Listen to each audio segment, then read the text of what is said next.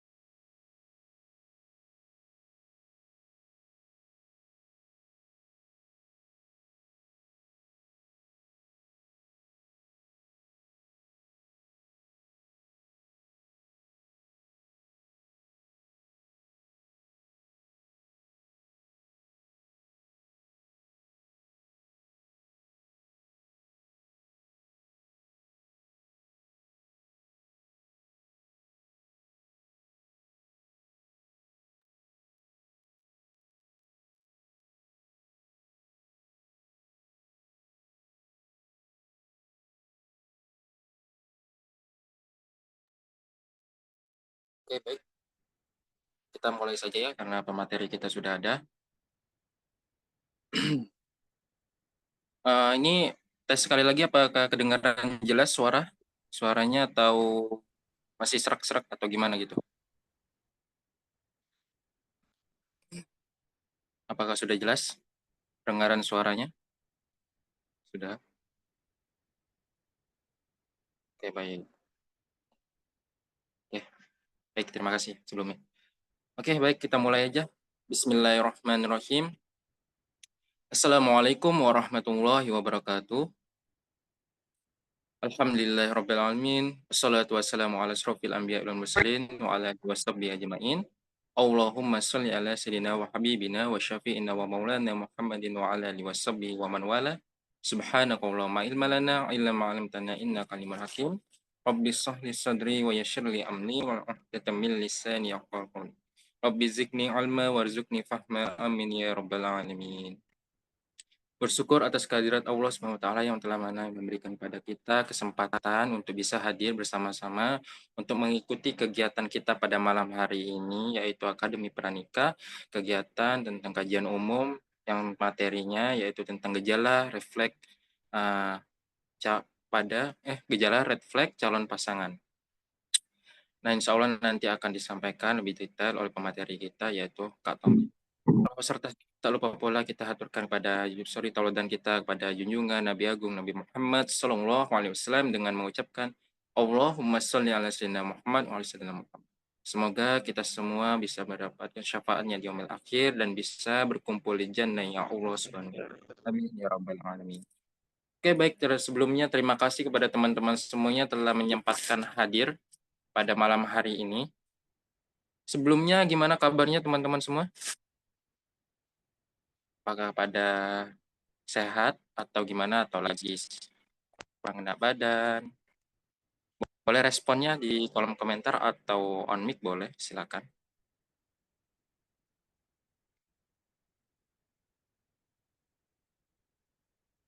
Alhamdulillah baik. Satu orang ini, mana yang lain? Nah, sehat, alhamdulillah, masya Allah. Alhamdulillah. Alhamdulillah. Nah, alhamdulillah, masya Allah. Muhammad Oke, baik.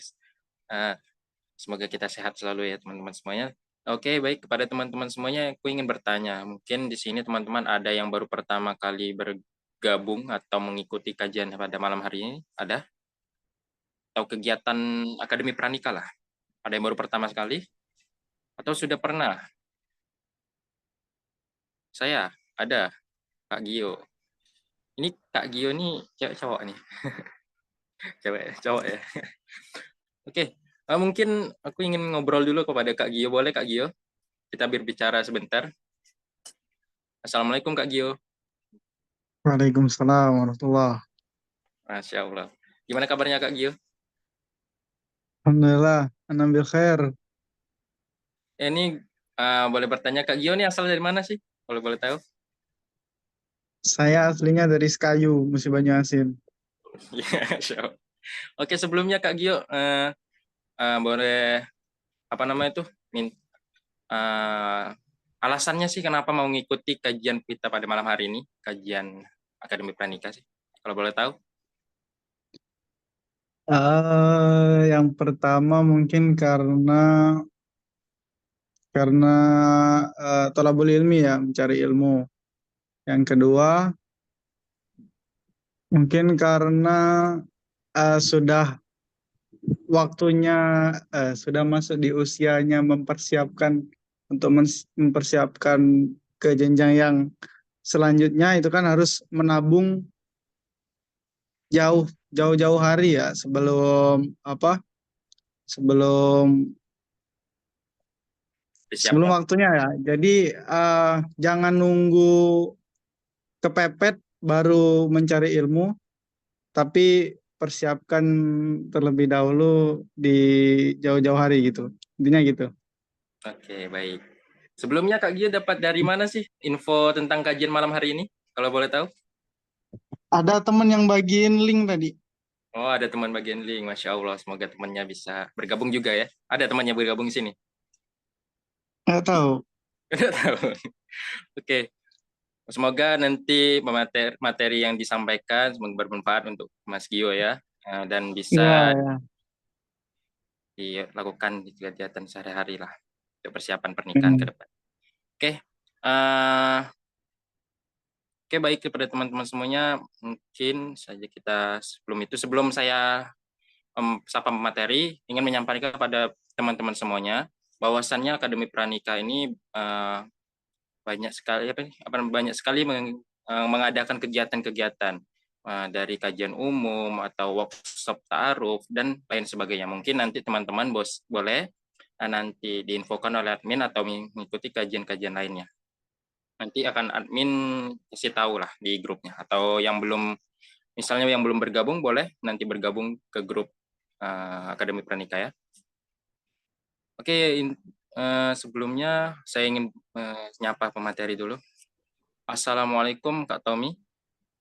Apakah kedengaran suara Kak Tommy? Iya, Waalaikumsalam. Masya Allah. Gimana kabarnya Suara Kak? kakak kedengeran nggak? Kedengaran, tapi belum Nggak, ada videonya. ya bentar, diaktifkan dulu. Bentar ya. Nah, nih, udah. Gimana? Aman kelihatan? Nah, alhamdulillah aman.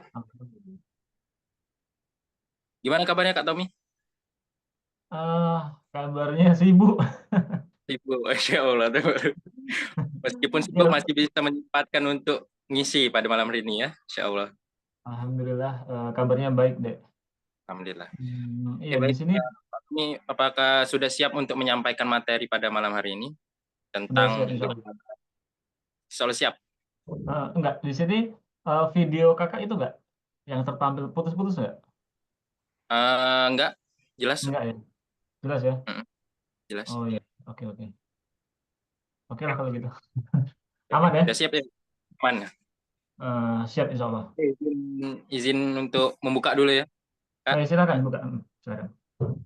Baik kepada teman-teman semuanya, alhamdulillah Kak Tommy pemateri kita udah siap untuk menyampaikan materi pada malam hari ini. Kepada teman-teman semuanya, saya ingin mengingatkan dan mengonfirmasi bahwasannya apabila kemungkinan untuk on-cam kameranya boleh dipersilakan, dan apabila tidak memungkinkan, boleh tidak apa-apa tidak untuk mengaktifkan kameranya.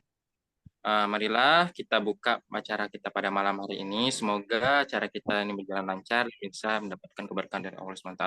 Dan jangan lupa kepada teman-teman semuanya untuk untuk memperkuat niatnya kembali untuk mencari ridhonya Allah, untuk mencari ilmu pula. Oke, kepada teman-teman semuanya, marilah kita mengucapkan basmalah untuk membuka acara pada malam hari ini. Bismillahirrahmanirrahim. Oke, baik, kepada Kak Tommy Paksa, kami persilakan untuk menyampaikan materi pada malam hari ini. Iya, makasih. Assalamualaikum warahmatullahi wabarakatuh. Alhamdulillahirabbil alamin, wassalatu wassalamu ala asrofil anbiya'i wal mursalin wa ala alihi wa sahbihi ajmain. Amma ba'du. Ya, alhamdulillah kita ketemu lagi ya di kelas apa nih? Kelas high. Bukan ya, ini bukan high ya. Akademi Pranikah, Kak. Akademi Pranika ya. Jadi itu masih sama atau beda udah sebenarnya? Udah di beda dua gitu jadinya. Beda ya. Beda dua. Ya. Ya, karena ini di sini ada orang-orang dari teman-teman dari HAI, teman-teman dari Akademi Pranika, teman-teman dari Yuk Ngaji gitu ya. Ya, pokoknya selamat datang lah ya eh, di kelas pranikah ini. Eh, Semoga kita selalu dalam limpahan rahmat dari Allah Subhanahu wa taala, dan semoga kita juga termasuk ke dalam eh, golongan umat muslim yang kemudian sadar bahwa Islam ini adalah jalan yang benar. Dan semoga kita kelak dikumpulkan Allah di dalam surganya dan kita bisa bertemu dengan Rasulullah SAW, dan juga kita dipertemukan kembali dalam kondisi yang baik di akhirat nanti. Kita pada malam hari ini bahas tentang apa nih? Saya nggak nyiapin itu ya. Aku kakak nggak nyiapin PowerPoint ya. Oh ya, tentang Biasanya kakak tuh nyiapin PowerPoint, tapi karena ini temanya soal red flag ya. ya. Nah, ya red flag itu kayaknya lebih enak ngobrol sih ya. Karena kan itu kan apa masalah sehari-hari gitu ya. Red flag itu kan bakal kita temui ya di banyak tempat. Dan untuk eh, pertemuan yang hari ini kita membahas tentang bagaimana sih gejala red flag itu yang bisa kita identifikasi gitu ya. Nah, baiklah langsung kita mulai aja. Jadi kepada teman-teman semua, ya. Di sini ada yang sudah nikah? Kayaknya belum ya. Kalau pranikah itu belum nikah berarti kan? Ya enggak? Kalau sudah nikah berarti pasca nikah gitu ya. Ada yang sudah pernah nikah sebelumnya? Ada enggak? Ah ya, enggak. Kalau kalau ada enggak apa-apa, nggak tahu aja gitu. Saya pengen tahu sih. Ya, siapa tahu kan ya? Siapa tahu apa namanya di pernikahan sebelumnya itu gagal gitu kan? Kemudian lanjut gitu ya. Tetap nggak patah semangat gitu ya. Eh, ya, kayaknya malu ya kalau ngomong ya.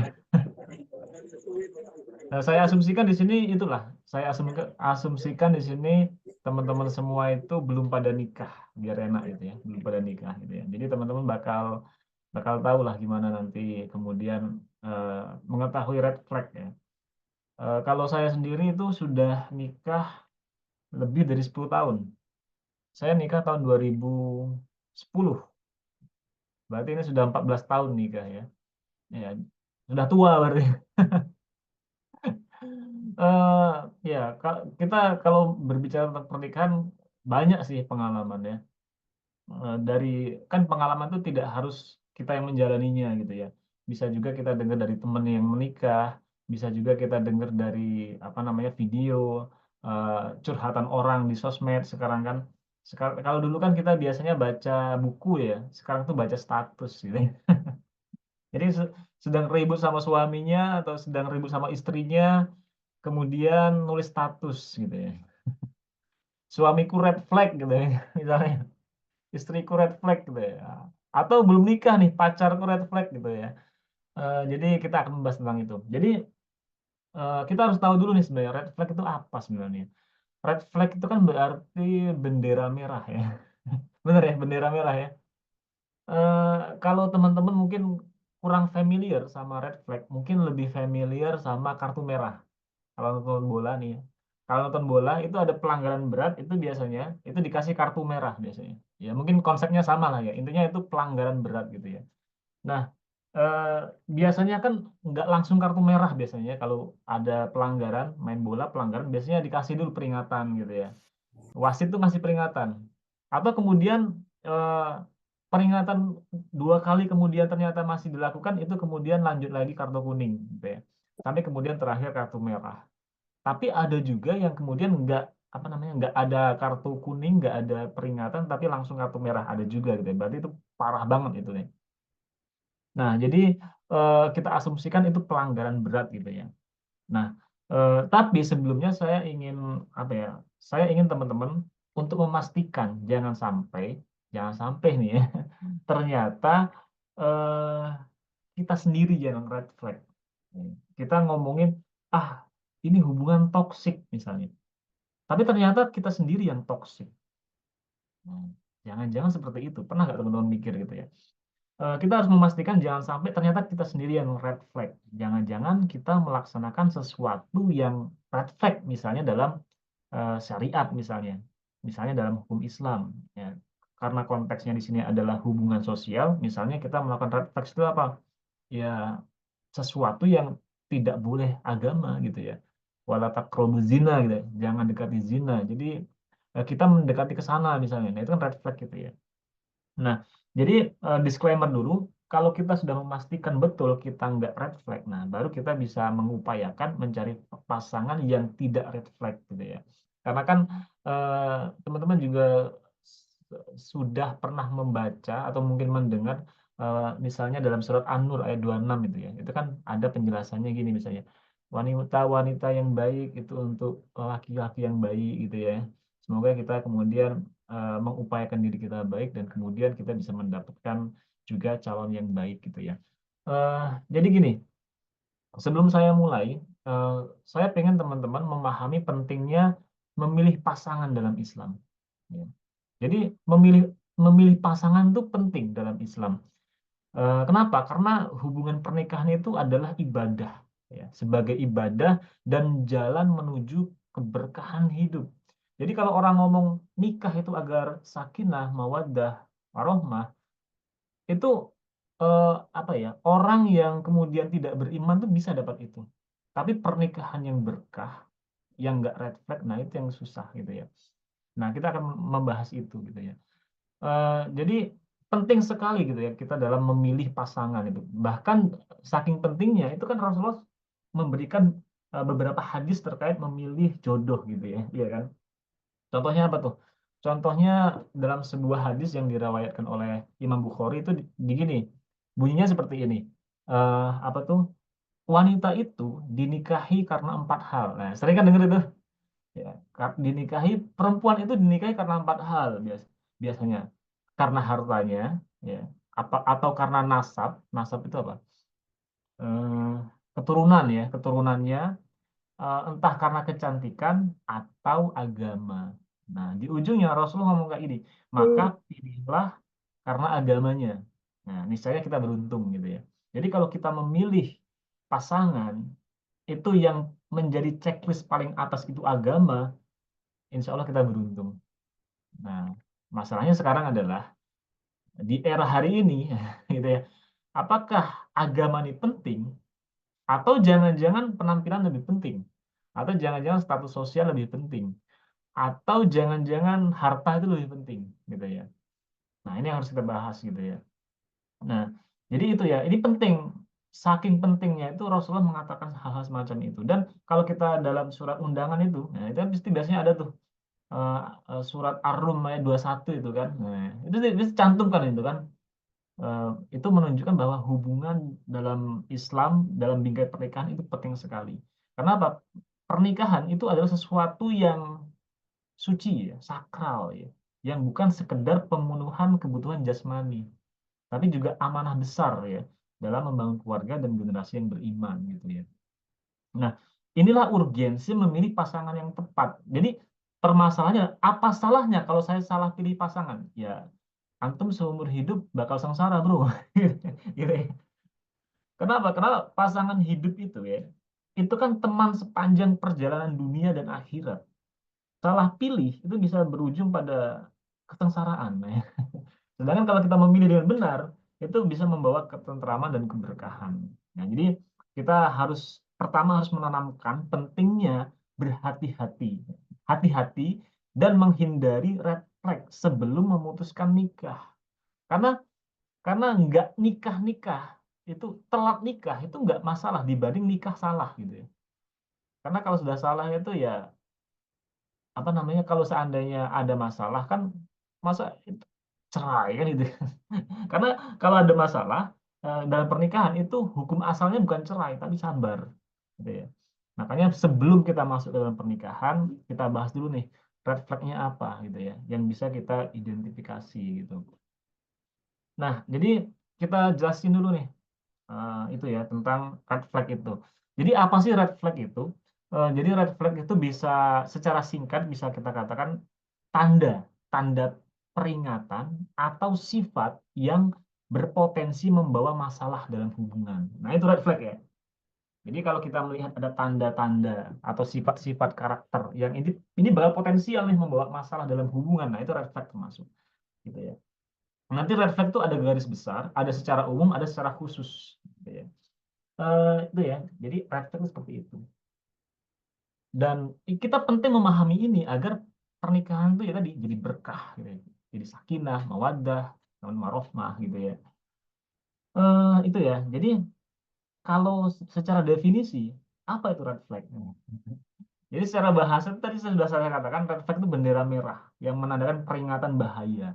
Ya, dalam konteks milih pasangan, red flag itu adalah tanda-tanda awal yang menunjukkan adanya sifat atau perilaku yang berpotensi merusak hubungan jangka panjang. Kenapa? Karena nikah kan nggak mungkin jangka pendek kan. Ada nikah kemudian cerai dalam tempo waktu sebulan, ada banyak. Bahkan ada hitungan hari itu udah nikah. Udah cerai itu ada. Gitu ya. Karena nggak tahu saya gimana ceritanya gitu ya. Jadi pertama, eh, kenapa kita penting menyadari red flag ini adalah mencegah penyesalan.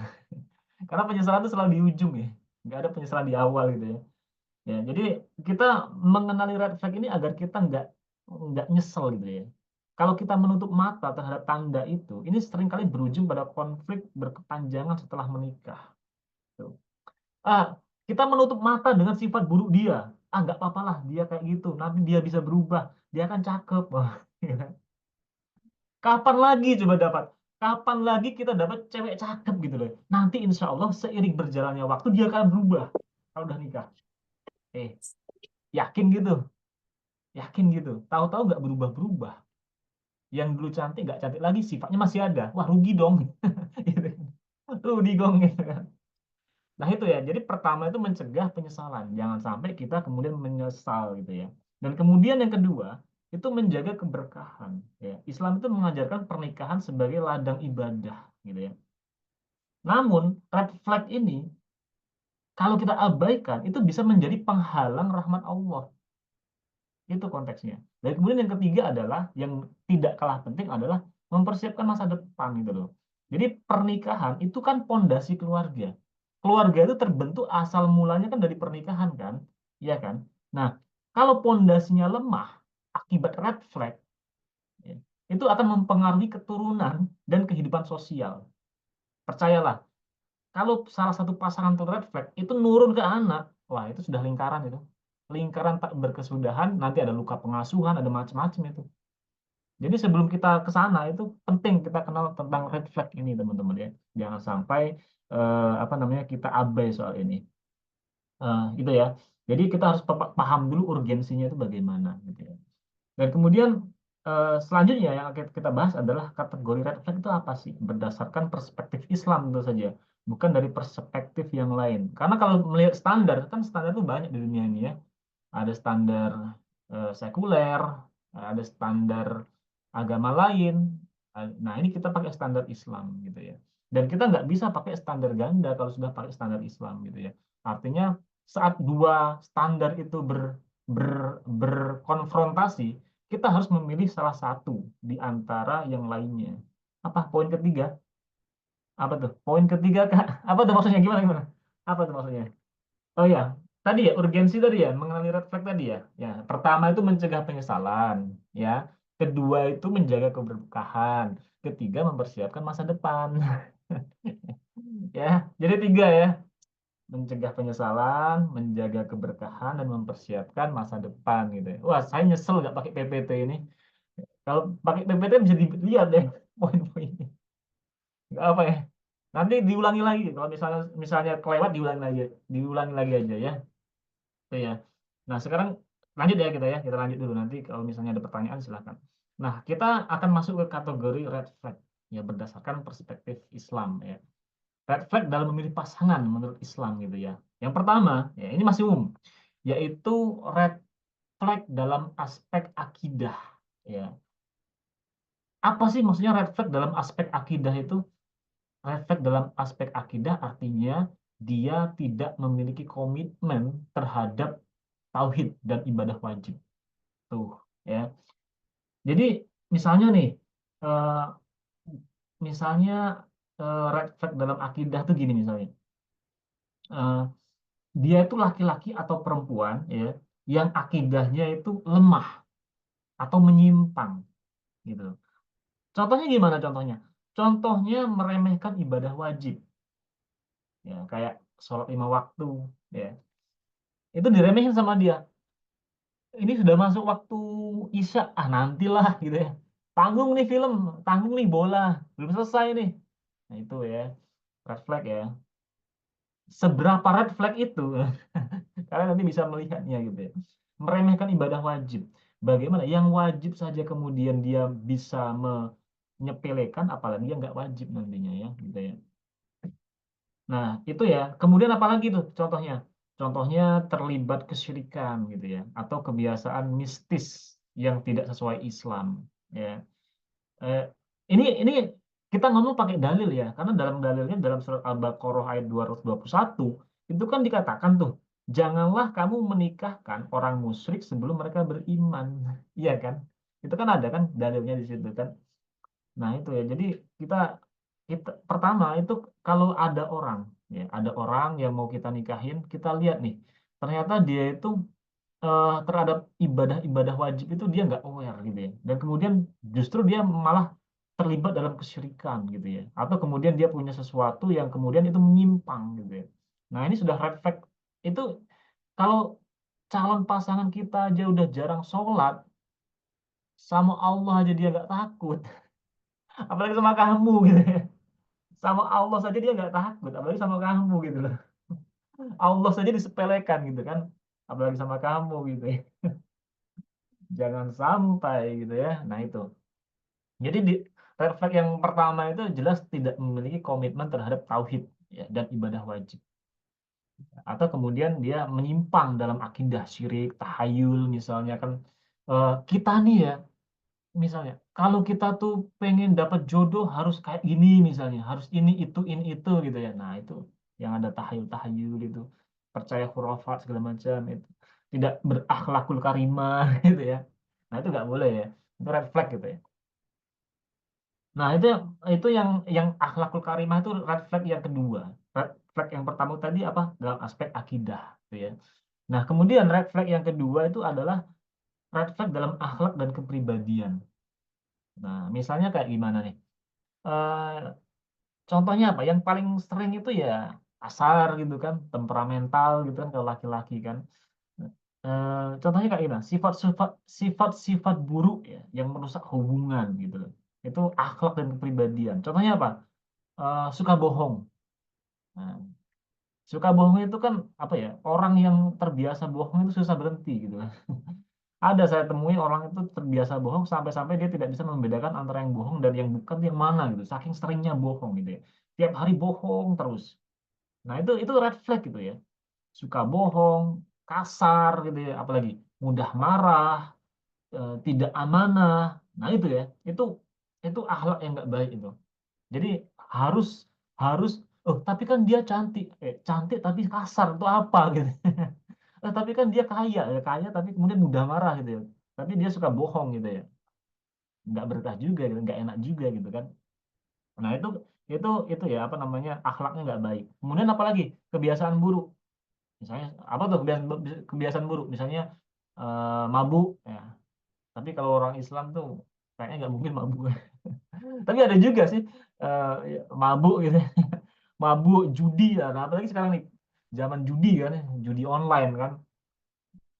Itu ya, apalagi ya perbuatan maksiat lah intinya ya. Ya, Rasulullah kan pernah bersabda tuh dalam hadis riwayat Bukhari itu kan, sebaik-baik kalian adalah yang paling baik akhlaknya gitu. Nah, jadi kita harus memastikan kebiasaan-kebiasaan itu ya, yang tadi saya sebutkan itu ya, yang dalam akhlak dan kepribadian ini masih umum ya, masih secara umum ya. Artinya itu harus segera bisa diidentifikasi gitu loh. Ya, itu bisa merusak hubungan gitu kan. Kemudian yang selanjutnya apa tuh? Itu contoh yang lain akhlak tuh gimana misalnya?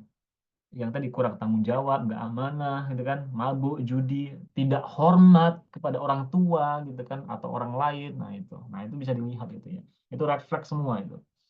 Mudah ya ngomongin red flag itu banyak ya. Kemudian yang ketiga adalah red flag dalam hubungan sosial. Nah, contohnya gimana? Dia itu apa namanya? Tadi ya sering bohong atau kemudian manipulatif ya. Eh, Apa playing victim kalau bahasa sekarang itu. Suka playing victim gitu ya. Tidak transparan tentang masa lalunya. Nah, ini ya. Ketika ditanya kemudian dia nggak transparan terhadap masa lalunya, itu red flag ya. Red flag juga itu.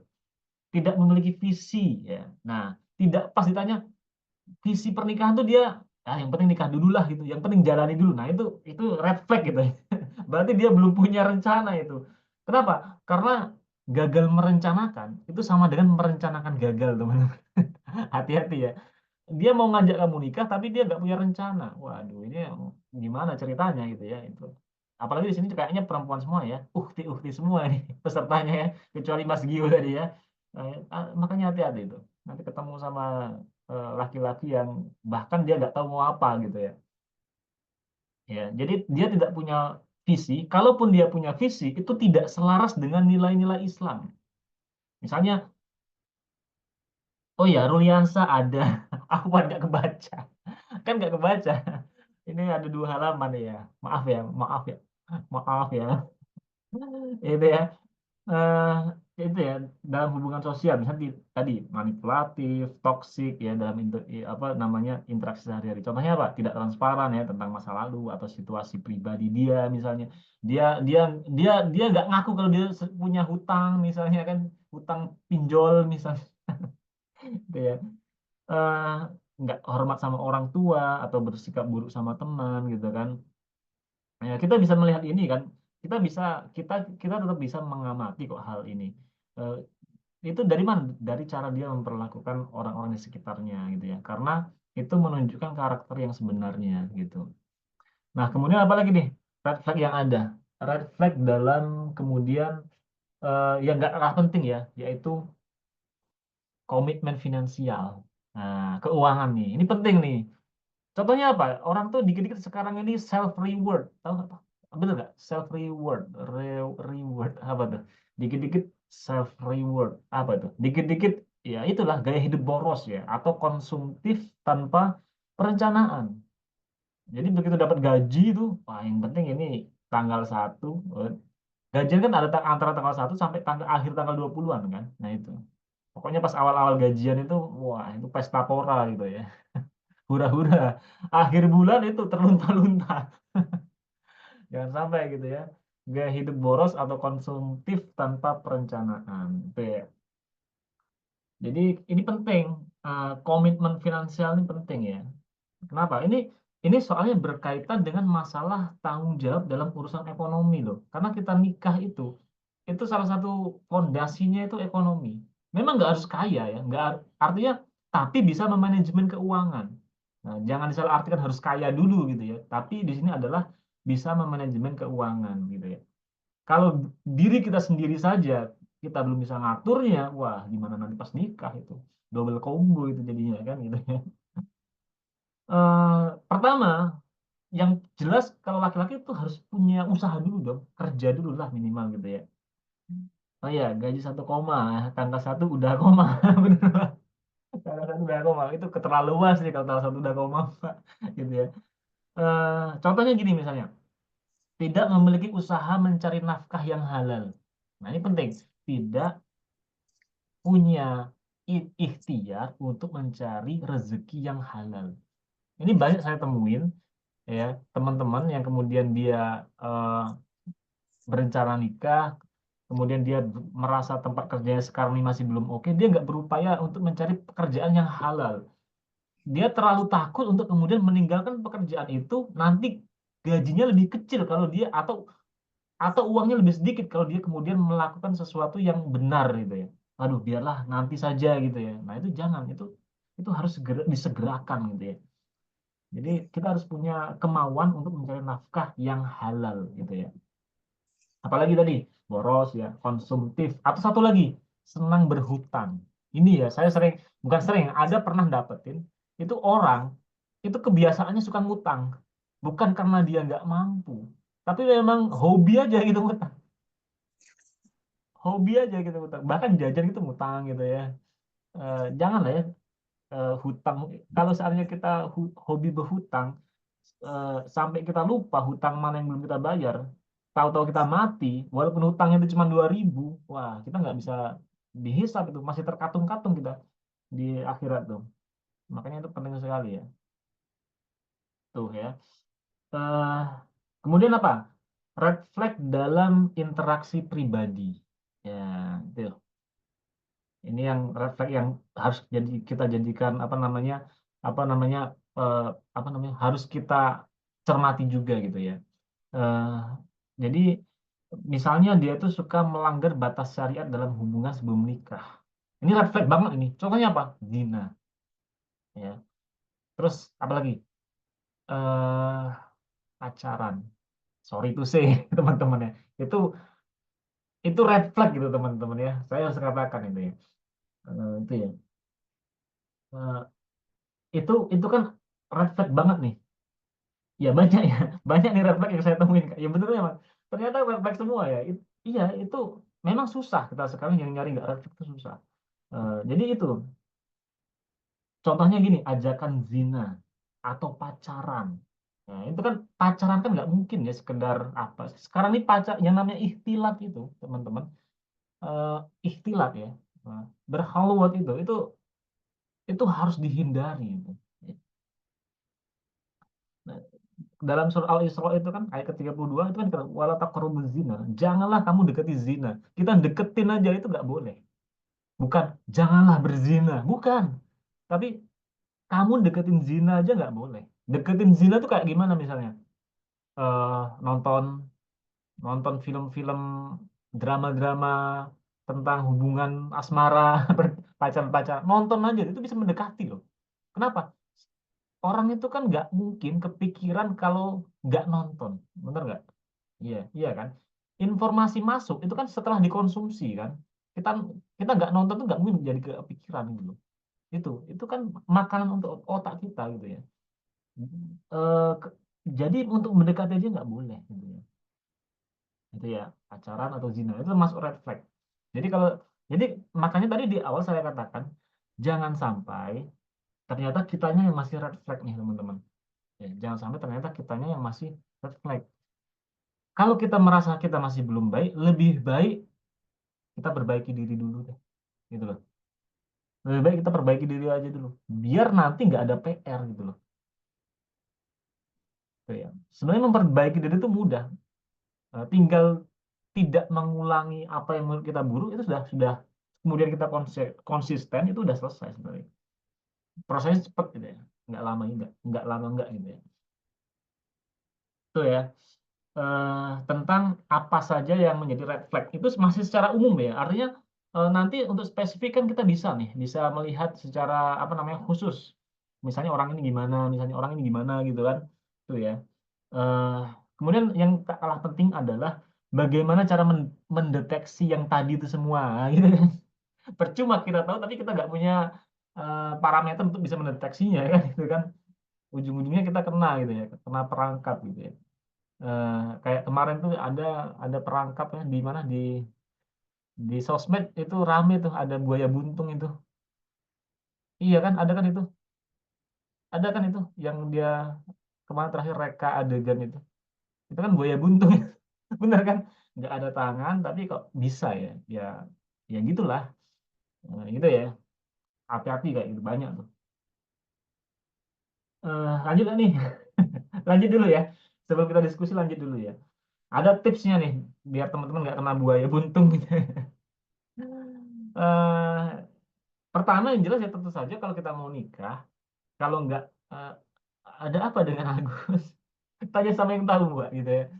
Eh, Cara mendeteksi yang paling mudah itu dengan cara jadi kita mau nikah nih ya kan? Kalau ini konteksnya nikah kan? Iyalah, mau ngapain coba?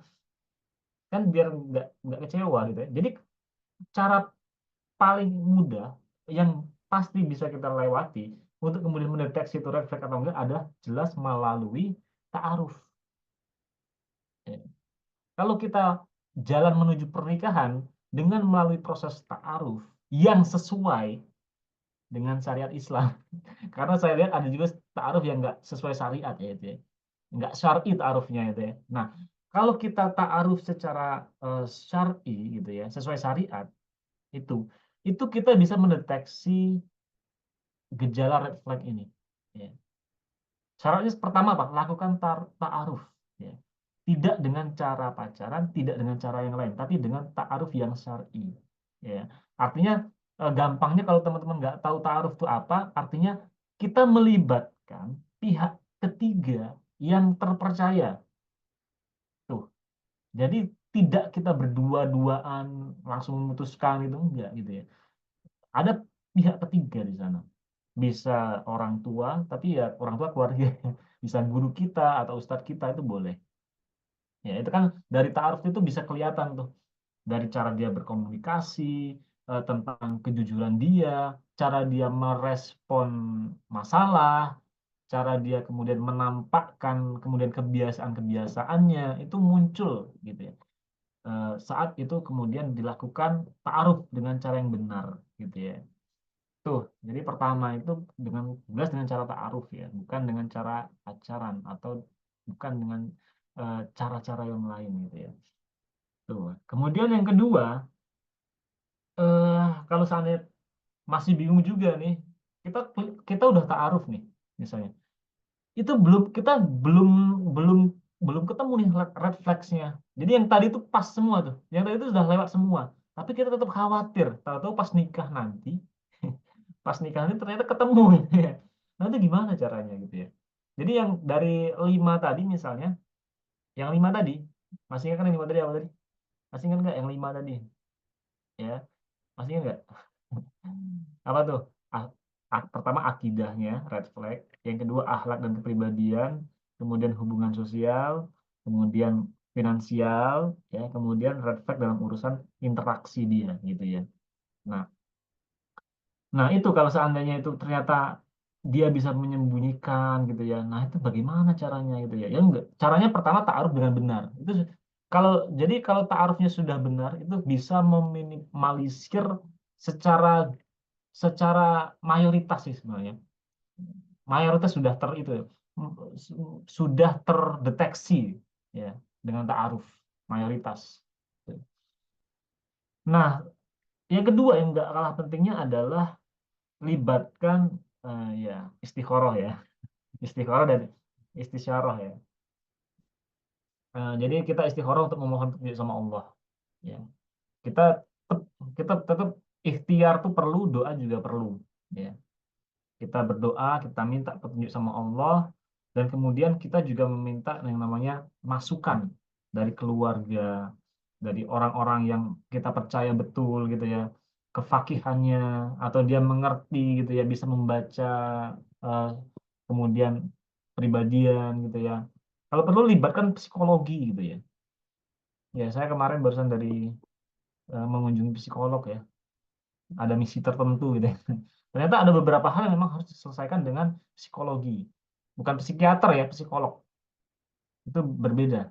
Ya. Nah, itu bisa bisa kemudian dengan itu bisa dilakukan gitu ya. Kemudian yang ketiga itu adalah kita yang sebenarnya paling mudah sih, kita amati perilaku sehari-harinya aja. Bagaimana dia menjalankan ibadah, bagaimana dia bersikap terhadap orang di sekitarnya, ya kan? Konsistensi antara perkataan dengan perbuatan gitu kan. Nah, itu kan bisa bisa bisa dilihat itu ya. Dan nggak harus kita yang menelitinya, bisa dengan orang-orang yang kita percaya tadi gitu ya. Dengan apa namanya, mengamati perilaku sehari-hari gitu ya. Nah, jadi itu ya.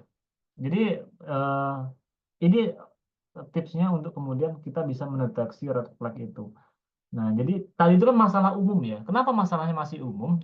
Sebenarnya itu umum itu kalau seandainya dari 5 yang tadi itu sudah kemudian ada tanda-tandanya, ya, tanda-tandanya sudah ada dari situ, itu nggak masuk ke khusus nanti. Ya. Jadi kalau misalnya kita nak nikah, komitmen dia kemudian sama ibadah dia sudah tidak bagus, ya sudah nggak usah dulu. Itu sudah cukup yang bagian umum, walaupun tidak perlu khusus gitu ya, gitu ya. Jadi secara singkatnya gini yang mau saya katakan itu ya. Eh, jadi kita penting ya menghindari red flag itu untuk agar pernikahan kita itu sesuai berjalan dengan rencana kita gitu ya. Eh, kalau kalau misalnya dalam Islam itu ya sederhana sebenarnya, pilih pasangan yang agama dan akhlaknya baik itu aja sebenarnya. Tapi kan nggak semudah itu kan. Makanya kita harus bisa menemukan red flag tadi gitu kan.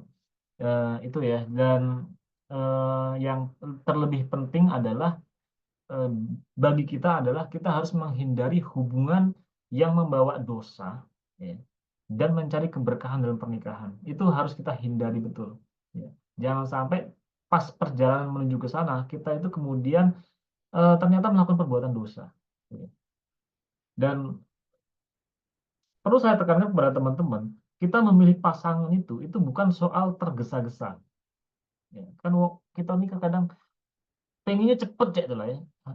Pengen pengen cepet nikah gitu ya. Dikit-dikit jodoh, dikit-dikit jodoh gitu ya. Pokoknya itu hot topic banget gitu lah. Pernikahan itu hot topic gitu ya tentang jodoh itu.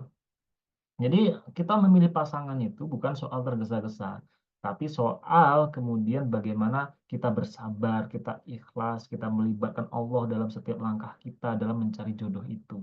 Dan kita kalau kita sudah melakukan semua itu, kita sudah bertawakal, kita sudah ikhtiar, kita ujungnya cuma satu, tinggal percaya bahwa Allah itu maha mengetahui apa yang terbaik gitu loh. Oke, tapi sekarang banyak yang frame-nya agamis tapi red flag Kak. Ini bagaimana ini? Bisa dijelaskan nanti gitu ya. Nanti bisa dijelaskan gitu ya. Nah, jadi itu ya. eh, Selalu kita berdoa. Ingat nggak teman-teman doa yang dari surat apa tuh? Surat Al-Furqan itu ayat ke-74 itu Rabbana hablana min azwajina wa dzurriyyatina qurrata a'yun dan seterusnya itu ya. Itu kan jadi doa kita gitu ya. Agar kita tuh dapat kita tuh kan minta apa ya? Minta dianugerahkan kepada kita pasangan yang apa ya? Dan keturunan ini menjadi penyejuk mata, penyejuk hati ya. Yang menyejukkan mata kan berarti bukan yang red flag kan. Gitu kan. Itu ya. Jadi seperti itu yang bisa saya sampaikan untuk kemudian menjadi pembuka kita diskusi. Nah, gitu ya. Karena ini saya lebih senang, saya mau nanya nih, banyak nanya nih ke teman-teman eh, bagaimana soal refleks itu. Ya, itu saya silahkan kita buka open diskusi. Saya kembali ke Mas. Oke, baik. Yang ingin bertanya, silakan. Ini udah masuk sesi pertanyaan, nih Kak Tommy. Ah, Sesi apa? diskusi ya? Udah Ya, masuk sesi diskusi. langsung aja ke pertanyaan langsung. Ya, langsung. Ya, Oke, ya. ada teman-teman yang ingin bertanya, boleh silakan. Bagusnya bertanya langsung aja, makin lebih Ya. baik gitu. Lebih enak lah. Hmm. Nah, Mbak Ane. Boleh disilakan Mbak Ani. Nanti yang di kolom komentar ya. Ya. Eh, suaranya masuk? Masuk Jelas? aman, aman. Oke. Jelas, jelas. Ya, Assalamualaikum. Terima kasih kesempatannya, Kak. Saya mau Ya. izin bertanya. Jadi, Ayo. begini, kan dalam Islam itu seorang suami itu eh, diharuskan ya memiliki rasa cemburu terhadap istrinya karena Rasulullah mengajarkan, kalau tidak salah, Rasulullah itu mengajarkan kecemburuan seorang suami itu salah satu indikasi bahwa suaminya tuh menyayangi istrinya gitu ya. Nah, mungkin sebagai muslimah kita masih bisa terima tuh kalau seandainya suaminya ini melarang istrinya berias apa ya berias pada saat mau keluar rumah. Nah, kecemburuan-kecemburuan yang semacam ini mungkin masih bisa diterima oleh banyak muslimah di luar sana. Tapi bagaimana kalau kondisinya itu gini, kecemburuannya itu sampai pada taraf melarang istrinya untuk datang ke majelis ilmu dengan alasan cemburu itu tadi. Nah, Oke. jadi pertanyaan yang pertama, sampai batas mana sih kecemburuan yang dibenarkan dalam Islam? Seperti itu. Terus yang kedua, eh, jika seandainya, tapi semoga aja enggak ya, kalau seandainya dihadapkan dengan situasi yang demikian, sebagai muslimah atau sebagai istri itu sebaiknya kita harus mengambil sikap yang bagaimana, Kak? Karena kita dihadapkan oleh dua situasi atau dua hal yang sifatnya sama-sama wajib. Yang pertama, mematuhi suami untuk tidak pergi. Yang kedua, kewajiban belajar atau menuntut ilmu seperti itu. Terima kasih. Oh ya, baik. Pertanyaannya keren sekali dah. Siapa tadi yang nanya? Mbak Ane ya? Iya benar ya? Mbak Ani. Iya, benar. Nah, iya. Jadi pertama soal masalah cemburu nih. Soal cemburu Mbak ya. Eh, saya sih tadi tuh bukan melihat sebagai cemburu sih Mbak itu. Itu posesif itu Mbak. Jadi- karena orang itu salah mengartikan cemburu. Gitu ya. Jadi gini loh teman-teman.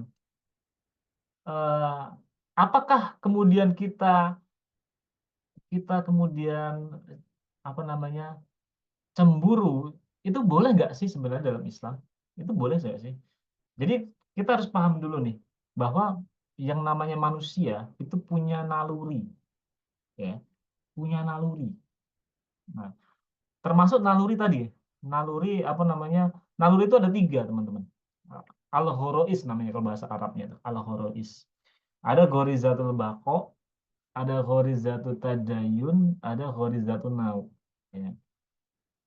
Nah, salah satu perasaan senang sama lawan jenis itu kan heeh. Kalau kalau kita senang sama lawan jenis itu kan masuknya ke dalam horizatun nau, yaitu naluri untuk mempertahankan jenis, naluri untuk mempertahankan keturunan. Nah, termasuk turunan dari rasa itu masuk ke dalam horizontal nauk itu tadi. Nah, artinya kalau kita punya perasaan itu ya nggak masalah. Gitu loh. Ini sama seperti misalnya perasa-rasa yang lain misalnya. Kita sedih ketika kemudian dimarahin, kita kemudian apa namanya? Orang tuh kan kalau dimarahin pasti sedih kan ya. Iya kan? Nggak mungkin dimarahin senang gitu. Ya udah, terus marahin aku, haha, ketawa gitu. Enggak kan? Nah, sedih itu netral. Itu sudah manusiawi itu, asasi itu namanya. Tapi kemudian bentuk apa namanya? Bentuk eh, apa ya? Ke, apa? Bentuk aktivitas untuk menindaki sedih tadi itu yang kemudian dinilai di sana. Berpahala atau enggak, boleh atau enggak. Itu ya. Nah, jadi kalau konteksnya adalah kemudian cemburu, ya, suami cemburu tapi kemudian mengekang, ya, kemudian melarang aktivitas, kemudian, nah ini perlu diperhatikan, gitu ya. Ini harus diperhatikan ya, ini harus diperhatikan.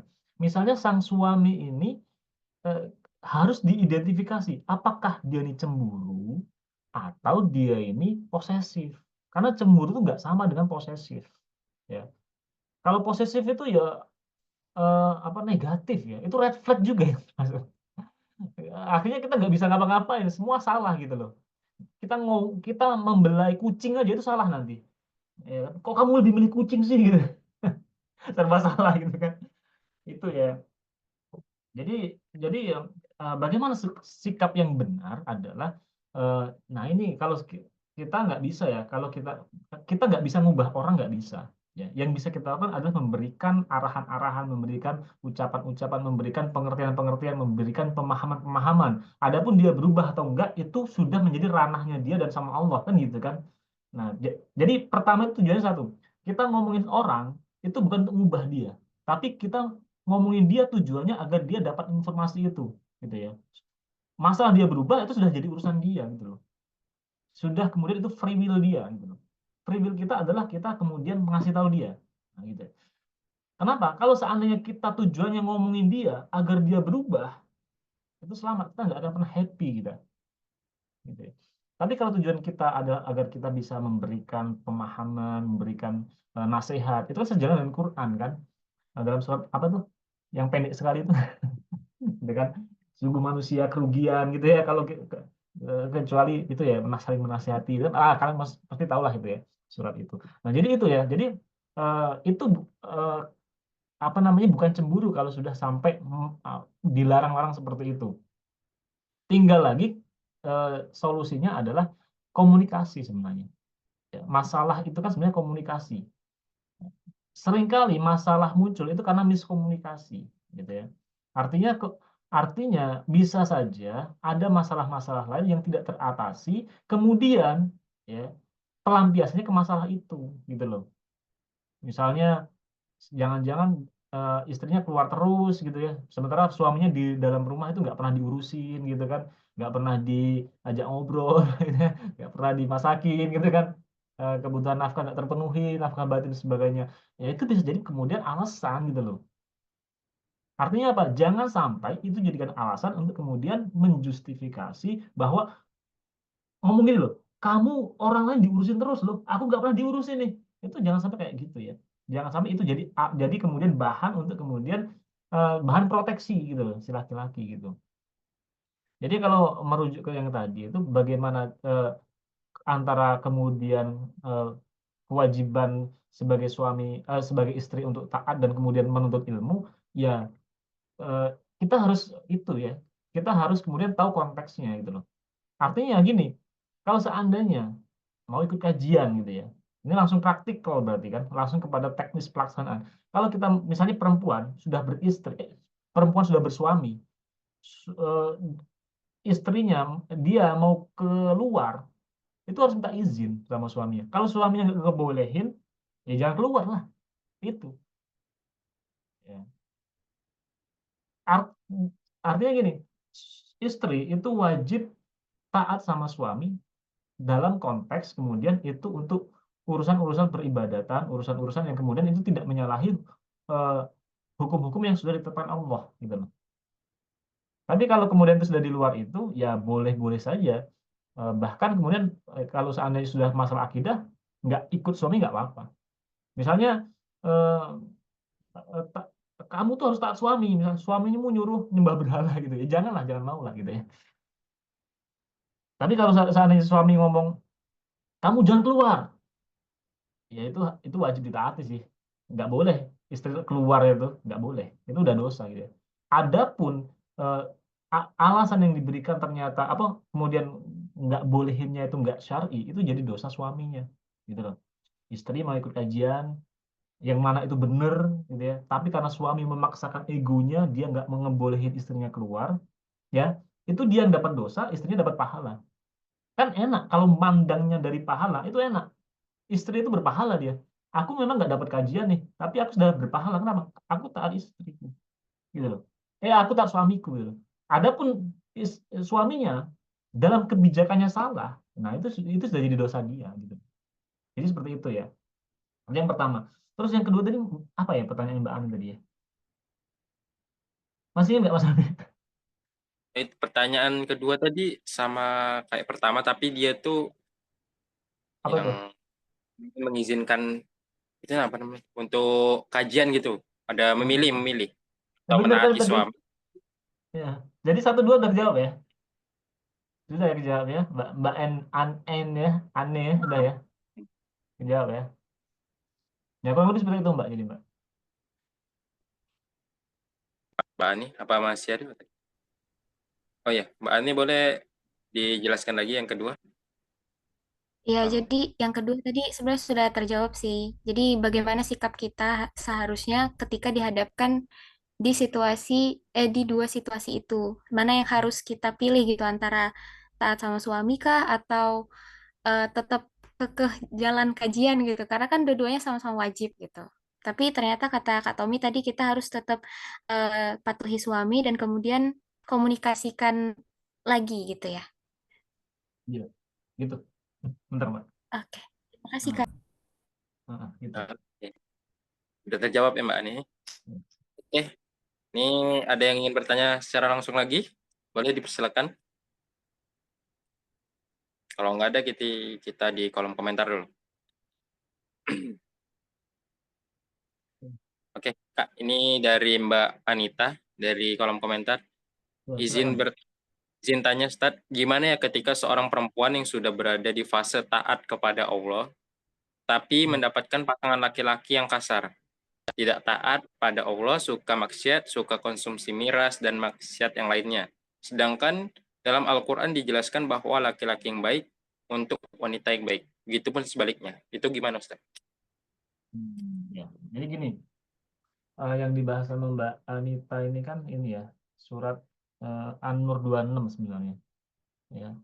Jadi kan di situ itu eh, di surat An-Nur itu dikatakan wanita-wanita yang baik adalah untuk laki-laki yang baik gitu ya. Dan juga sebaliknya gitu kan. Jadi gini sebenarnya. Jadi asbabun nuzulnya surat itu, ayat itu turun itu waktu itu untuk mengcounter, menangkal eh, fitnah saat itu istri Rasulullah, apa Sayyidina Aisyah itu kan sama sama sahabat itu kan, itu dikatakan kemudian apa namanya mereka itu melakukan sesuatu gitu ya, difitnah lah gitu. Nah itu kan sebenarnya lebih itu, jadi surat itu, ayat itu sebenarnya ditujukan agar kalau orang itu baik-baik dia ngomongnya baik-baik gitu ya, kemudian kalau orang itu berdasarkan apa yang menjadi preferensi dia, kurang lebihnya seperti itu. Nanti kalau misalnya mau lebih jelasnya lagi bisa dibaca tafsir Ibnu Katsir gitu ya. Jadi rujukannya bukan ke sana kalau kita ada masalah ya. Jadi kalau kita lagi ada masalah rujukannya bukan ke sini, bukan ke yang surat An-Nur 26 tadi gitu ya. Jadi yang harus kita pecahkan adalah masalahnya. Jadi ketika seorang perempuan yang sudah berada pada fase taat sama Allah, tapi mendapatkan pasangan laki-laki yang kasar, tidak taat, suka maksiat, dan lain-lain, nah itu kita nggak pernah tahu. Kita nggak pernah tahu orang itu ujungnya bagaimana. Ya. Setiap orang itu kan sudah ditentukan takdirnya masing-masing. Ya. Ada free will dia, ada qada, ada qadar. ya, dalam lingkup takdir itu. Kita nggak pernah tahu apakah suami ini endingnya nanti jadi taat atau enggak. Benar kan? Itu yang harus diyakini dulu. Itu yang pertama. Yang kedua, kalau kita udah nikah, ya, sebagai perempuan, saya tadi sudah katakan, kalau seandainya ada masalah, hukum asalnya itu sabar. Bukan hukum asalnya minta cerai, bukan. Tapi sabar, gitu ya. Nah, makanya tadi pentingnya kita kita kemudian mengidentifikasi yang red flag itu agar kemudian pas nikah nggak kayak gini, gitu loh. Atau sebelum nikah itu bukan red flag. Sebelum nikah ya. Karena sebelum nikah nih kita belum ngaji sebagai perempuan, misalnya mbaknya belum ngaji. Suami juga belum ngaji gitu loh. Tapi seiring berjalannya waktu tuh akhirnya mbaknya ngaji, sering datang kajian, paham agama. Suaminya nggak ngikut juga ngaji. Akhirnya muncul gap di sana, terpolarisasi antara suami dan istri ini. Istrinya udah move on, sudah jadi lebih baik, suaminya belum. Nah, dia yang dulunya biasa-biasa saja sama suami, sekarang nggak biasa tuh. Itu kan sudah mulai muncul nih benih-benih kebencian dia, bibit-bibit kebencian sama suami. Dia sudah kayak gini gitu kan. Nah, itu bisa jadi seperti itu gitu ya. Gitu ya. Bisa jadi juga dulunya dia tuh itu ya, seperti yang saya katakan tadi. Nah, itu ya, artinya itu yang misalnya tidak taat sama Allah ya, suka maksiat, suka konsumsi miras gitu ya. Nah, jadi gitu. Jadi itu gimana? Jadi ya sabar aja gitu loh. Pertama sabar. Loh, kok kayak gitu? Nggak, iya. Solusinya yang pertama itu ya, kalau seandainya ada masalah dalam rumah tangga itu kan apa namanya, harus dibicarakan dulu gitu kan. Dalam surat apa tuh saya lupa. Jadi kalau seandainya ada masalah itu harus bicara dulu, dinasehati. Kalau seandainya dinasehati itu kemudian nggak baik juga, itu harus dipisahkan dari tempat tidur. Kalau kemudian itu nggak baik juga, ya itu bisa tanda kutip ya dipukul gitu ya. Tapi mukulnya bukan yang kayak KDRT gitu ya. Kalau seandainya terjadi ada kecurigaan nanti mau pisah, itu harus mendatangkan orang untuk mengislahkan seperti itu. Tapi itu kan yang punya wewenang itu laki-laki, ya. Yang punya wewenang itu laki-laki di sana. Sama seperti menceraikan gitu kan. Itu yang punya wewenang itu laki-laki. Walaupun istri itu minta 1000 kali, kalau laki-lakinya diem itu nggak jadi. Nggak bisa istri ngomong, aku mau cerai dengan kau gitu. Nggak bisa. Kalau istrinya nggak ngomong, suaminya nggak ngomong, nggak jadi gitu ya. Nah, jadi untuk menanggapi pertanyaan ini adalah jelas kita harus melihat ayat-ayat lain dalam bagaimana pemecahan masalah rumah tangga dalam Quran gitu ya. Itu kan disuruh bersabar, saling memperbaiki diri gitu ya. Kemudian kemudian apa namanya, ingat sama Allah gitu kan. Nah, itu kan ada cara-caranya di sana. Jadi bukan dengan yang memakai surat An-Nur ayat 26 tadi gitu ya. Jadi kalau seorang tadi dia merasa sudah taat ya, kemudian dapat pasangan yang kemudian kasar, omongin aja sebenarnya. Omongin aja misalnya sama suaminya. Babe, Mas, kok kamu kasar sih? Kok kamu kasar sih gitu. Jangan-jangan nggak pernah diomongin selama ini. Oh iya, aku kasar ya. Omongin aja gitu loh. Nggak taat sama Allah, itu omongin aja. Mas, kok kamu misalnya nggak pernah sholat maghrib sih gitu kan. Atau misalnya suka maksiat gitu ya. Kok kamu suka minum-minum keras sih gitu ya. Nah, itu sampaikan aja bahwa itu nggak boleh. Kemudian kita siap dan konsekuensinya. Ya, intinya itu. Tapi sampaikanlah dengan cara yang ahsan. Jadi pertama adalah kita bersabar dengan kondisi itu. Jadi caranya ya, sebagai seorang perempuan tadi itu pertama harus sabar dengan kondisi ini. Setelah dia bersabar, kemudian dia berupaya ya memperbaiki itu. Jangan kita mikir kok aku sih yang harus berupaya ya. Itu kan menjadi free will kita gitu loh. Jadi berupaya untuk kemudian menemukan celah di mana bisa kemudian ada perbaikan di sana gitu loh. Dan itu harus sabar di bagian itu, tetap harus balik lagi ke sabar gitu loh. Nah, tapi kemudian kalau sampai batasnya ini kita merasa nih, kayaknya udah limit nih. Kayaknya nggak mungkin lagi nih aku bisa sabar. Nah, itu bisa minta cerai, bisa. Tapi itu dihindari banget sih sebenarnya. Itu sangat dihindari. Tapi itu tetap opsi. Tetap bisa dimungkinkan. Ya, inilah sesuatu yang boleh tapi dibenci sama Rasulullah, yaitu cerai. Tapi ya tetap nggak apa-apa. Ya kalau memang daripada nanti nikah laju kurus kering, sakit terus, gitu, makan hati, wah nggak enak, nggak apa-apa, minta aja gitu, nggak apa-apa. Kan itu kan ada juga, kan kalau kita nikah nanti kan ada, kita bacakan tuh, ada legal dokumen tuh, jika nanti yang belum nikah belum tahu ini ya. Jadi nanti pas nikah itu kita baca, jika nanti misalnya saya kemudian meninggalkan istri saya tanpa kabar, gitu kan. Nah itu nanti ada, atau ini berhak kemudian ini, nah itu bisa disampaikan. Nah, itu ya. Nah, tapi siapa yang tahu itu? Hati sang istri ini yang bisa menahannya. Sampai sejauh mana dia bisa menahan itu. Itu. Jadi begitu Mbak, kurang lebihnya kepada Mbak Anita. Ya, tapi semoga Oke. saja eh, kita dijauhkan lah ya dari pasangan yang seperti ini gitu ya. Semoga mbak-mbak di sini dijauhkan dari pasangan yang toksik seperti ini. Karena nggak enak banget kayak gini. Saya sudah pernah tahu ada yang hubungan keluarganya, suami istrinya itu kayak gini. Itu bukan baiti jannati gitu ya. Eh, itu ya Oke. tentang pertanyaan untuk Oke, Mbak Kak. Anita. Oke, Kak, ini ada pertanyaan lagi di bawah. Mungkin ini digabung aja yang dari apa namanya, Mas Muhammad sama Mbak Dinar.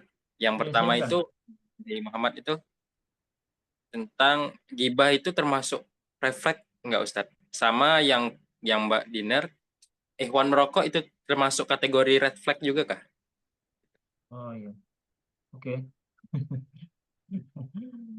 Em, pertama tentang rokok ya. Saya nggak ngerokok sih soalnya. Ya, saya nggak ngerokok. Saya nggak suka kalau ada orang ngerokok. Bahkan saya tuh paling jengkel ya. Kalau lagi di jalan motor gitu, itu orang bermotor sambil ngerokok, itu sudah double itu dosanya itu. Dosanya double itu kan.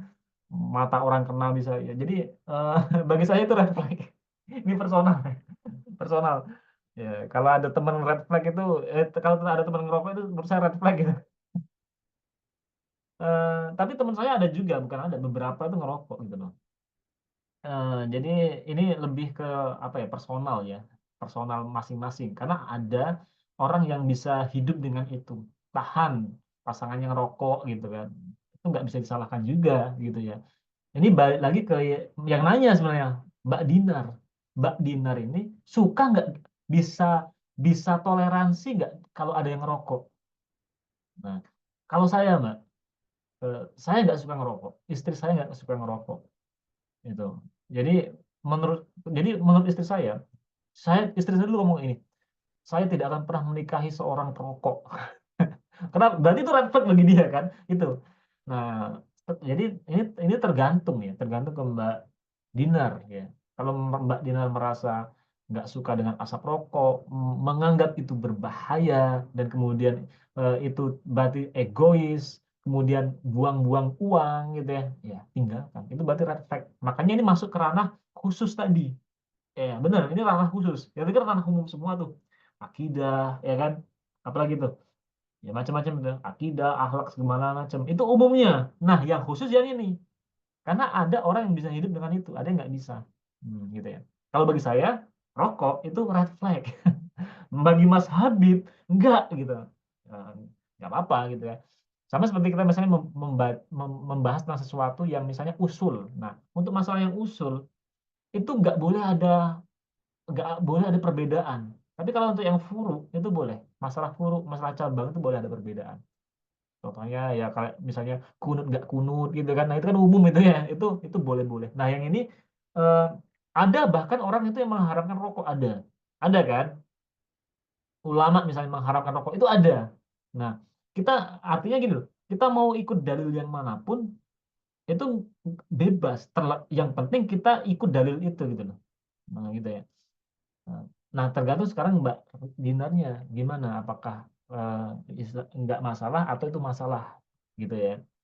Nah, kemudian yang kedua tentang gibah, gibah ya. Itu red flag enggak kira-kira? Apa masih bisa kita maklumi? Ya, tentang gibah ya. Ya gibah itu nggak boleh ya, nggak boleh gibah itu. Jadi menurut saya itu red flag sih. Ghibah itu red flag sih sebenarnya. Ya. Ghibah itu red flag ya. Itu aja sih. Oke, Eh, baik. kita bisa memakluminya gimana ya? Ya gimana ya? Misalnya gini loh. Misalnya Mas Ruli gitu ya, Mas Muhammad Ruliansah ini. Misalnya kita temenan nih, saya, Mas Habib, Mas Ruliansah ini temenan. Kita nih gibahin gitu Mas Ruli di belakang gitu. Kalau jadi ini apa ya maksudnya? Nikah dengan orang yang gibah ya, atau gimana itu? Mungkin bisa dijelaskan itu. Tapi kalau kalau misalnya gibah itu kan perbuatan dosa ya, perbuatan dosa lah itu. Nah, kalau seandainya kita konteksnya ini pernikahan, ya, kita menikahi orang yang suka gibah, ketahuan nih cewek ini suka gibah. Eh, Pokoknya suka ngegosip lah berarti kan, suka ngegosip. Oh saya nggak mau itu. Saya hindari pasti kalau seandainya saya mau nikah, saya tahu cewek itu suka gibah, itu saya hindari itu. Nggak boleh itu ya, suka gibah. Itu ya, Mas Habib. Oke, oke Kak. Semoga terjawab Kak Muhammad sama Mbak Dinar tadi. Oke, selanjutnya ini dari Mbak Lesi, kalau mudah menjudge tanpa mendalami konteks itu gimana, Ustaz? Ada langsung. Kalau mana nih? Yang Mbak Lesi, kalau Hmm, mudah Kalau mudah apa tuh? Bentar, ini menjudge ngeheng tanpa ngeheng. mendalami konteks. Kayak Bentar, seperti hampir mirip kayak gibah kayaknya ya. bentar. Nggak kebaca saya. Bentar saya scrolling dulu ya. Saya scrolling dulu. Atau bacain Eh, aja, Pak. berprasangka buruk gitu. Tolong bacain aja. Oh ya, Hmm, ini baru. Kalau mudah menjudge tanpa mendalami konteks itu gimana, Ustaz? Ya, ya nggak boleh lah. nggak boleh. Nggak boleh lah. Jadi pasti ada alasan di balik suatu peristiwa gitu loh. Jadi apa namanya menjustifikasi, apa namanya itu kan sama beca. Kita apa namanya itu kan eh, sistem dikit fitnah loh itu. Menjustifikasi tanpa mendalami konteks itu kan dikit-dikit eh, sistem dikit kita fitnah di sana. Ya jelas nggak boleh itu. Berarti kita sudah suuzon di sana kan kalau gitu. Suuzon kan nggak boleh. Itu ya. Tuh. Ada lagi? Dari Mbak Listia, Nah, ya gimana yang tuh? cara menyikapi orang yang suka curhat keburukan suaminya ke saya gimana ya Ustadz? Padahal saya belum menikah, tapi karena hal itu jadi ikutan trauma sama pernikahan. Dari Mbak Oh iya. Listia. Jadi gini ya, perlu di, jadi perlu dipahami bahwa urusan rumah tangga itu rahasia, ya. Masalah rumah tangga itu adalah rahasia. Tidak boleh jadi misalnya ada masalah rumah tangga nih, ya, itu tidak boleh orang lain tahu kecuali kita memberitahu dengan tujuan untuk perbaikan di sana, gitu loh. Misalnya nih, eh, misalnya saya sama istri saya itu ada masalah misalnya, masalah prinsip misalnya. Itu kemudian saya nggak boleh ngomong sama orang lain. Jadinya gibah itu. Apalagi yang digibah ini pasangan sendiri itu nggak boleh. Karena itu dosa ya. Tapi kalau kemudian kita cerita dengan tujuan kita minta pendapat atau misalnya kita kita kemudian mencari apa namanya nasihat itu boleh. Mencari nasihat itu boleh. Tujuannya bukan hibah. Ya. Misalnya kita pengen ada perbaikan gitu ya. Jadi kita bisa nanya misalnya ke orang tua kita misalnya.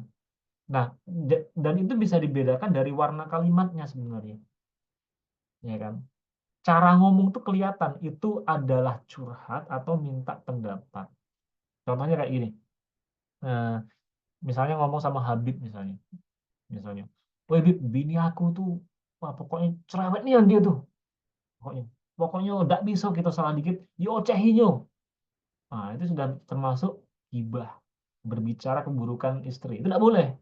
Tapi kemudian, kalau seandainya cara bicara kayak saya gini, misalnya, Bib, aku nih tahu lah, kau tuh paham soal agama. Ya, aku kurang paham soal agama. Ya, cak mana ya kira-kira apa yang harus kulakukan nih? Istri aku itu wongnya itu reaktif gitu loh. Jadi kalau ada sesuatu yang tidak suka itu ditanggapinya kemudian secara kemudian apa ya, secara ofensif gitu loh. Jadi cenderung apa adanya langsung dikeluarkan gitu. Nah, itu kan beda ya. Cara kita tetap kemudian memberikan penghormatan kepada pasangan kita itu kan tetap beda ya. Nah, ini yang harus kita dapatkan ini gitu loh. Ini pelajaran sebelum nikah juga sebenarnya. Ya. Apakah kita itu kemudian sebenarnya sedang menghujat pasangan kita atau kita sedang pengen ada perbaikan di sana gitu. Nah, jadi kalau dari kalimatnya Mbak Listia tentang ini, berarti ini ini red flag ini. Bukan tidak pendapat tapi curhat keburukan suaminya. Berarti kan sekedar ngomong gitu kan. Oh, laki aku tuh pokoknya tidak baca diajak bener aja. Mungkin ini bagi obrolan sesama wanita ini remeh ya, ngomongin masalah-masalah seperti itu. Tapi jangan menormalisasi sesuatu yang tidak benar. Karena kita tuh sering banget menormalisasi sesuatu yang itu sebenarnya tidak baik gitu loh. Ya. Jadi eh, caranya gini aja, ngomong aja. Ngomong langsung. Kadang orang itu tidak perlu disindir. Ada orang itu disindir selesai dia, nggak ngomong lagi. Tapi ada orang itu yang benar-benar harus dikasih tahu misalnya.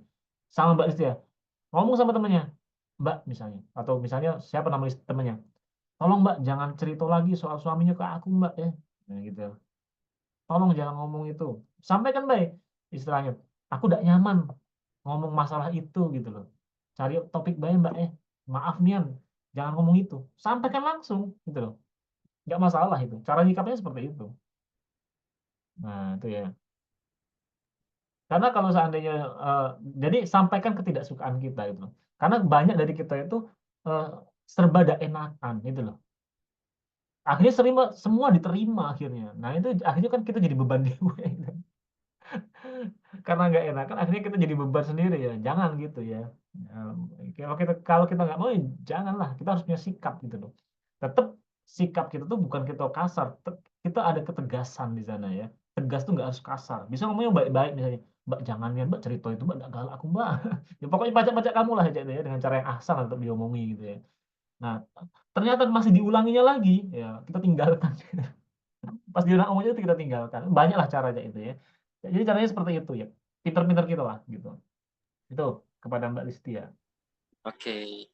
Selanjutnya ini ada 3 pertanyaan lagi, Kak. Tapi yang nomor yang 2-nya lagi lewat via chat langsung tadi. Jadi nggak Oh ya kebaca. boleh. Ya, silakan. Ini yang selanjutnya ya dari Mbak Uci.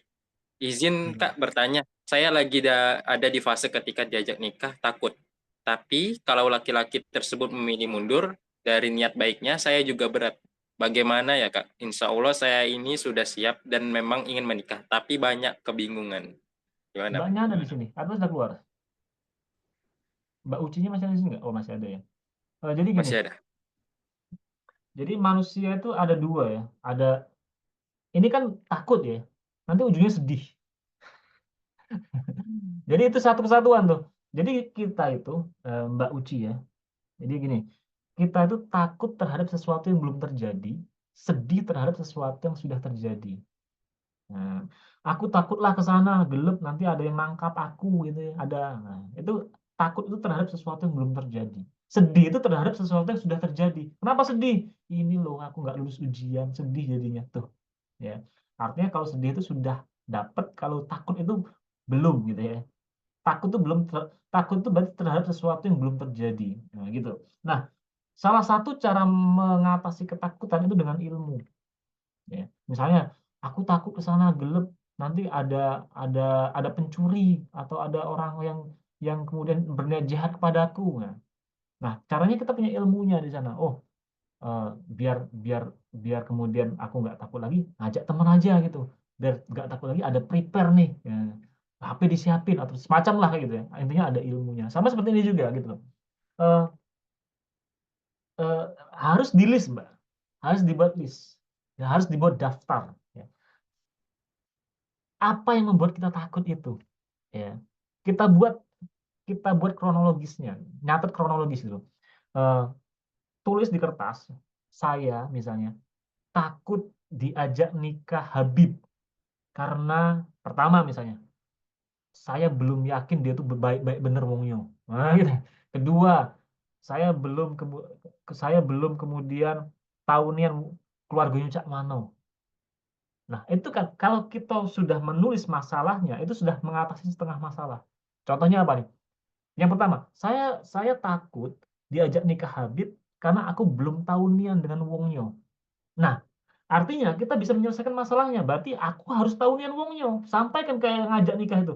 Habib, kayaknya nih aku masih tidak mau diajak nikah. Aku masih takut nih, apa? Karena aku belum kenal nian sama kau. Perlu waktu lagi. Boleh. Tinggal kalau Habibnya kooperatif, dia ngomong, bagian mana yang kau pengen tahu? Gitu kan harusnya kan. Itu bisa. Karena ta'aruf itu kan idealnya itu jangan terlalu lama, tapi jangan terlalu cepat juga gitu ya. Ada ya 6 bulan cukup lah gitu ya. Nah, harus dimaksimalkan di sana gitu ya. Tapi masalahnya takutnya Mbak Uci ini kan apa saya nggak tahu. Jadi harus dibuat list, Mbak. Daftarnya kan itu apa yang membuat ketakutan itu. Jangan sampai kita takut terhadap sesuatu yang tidak berdasar. Ah, takut. Kita kan sering takut terhadap sesuatu nggak berdasar gitu loh. Nah, itu jangan sampai. Nah, fungsi nulis itu agar kita tahu takut kita itu berdasar atau enggak gitu ya. Dan agar bisa dicarikan solusinya. Hmm. Dan kalau kita tidak bisa jawabnya, kita bisa minta pendapat gitu loh. Pendapat dari orang yang kita percaya, entah itu orang tua, entah guru kita, misalnya tadi takut karena belum kenal nian, misalnya sama Habib. Nanya nih sama ibu, Bu, aku nih diajak nikah Habib misalnya si cewek ini.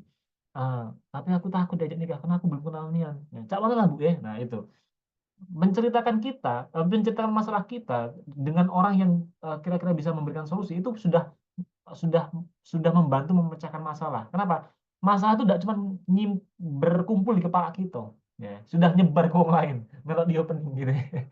Itu ya, jadi seperti itu. Nah, jadi harus dipahami takutnya di bagian mana gitu ya.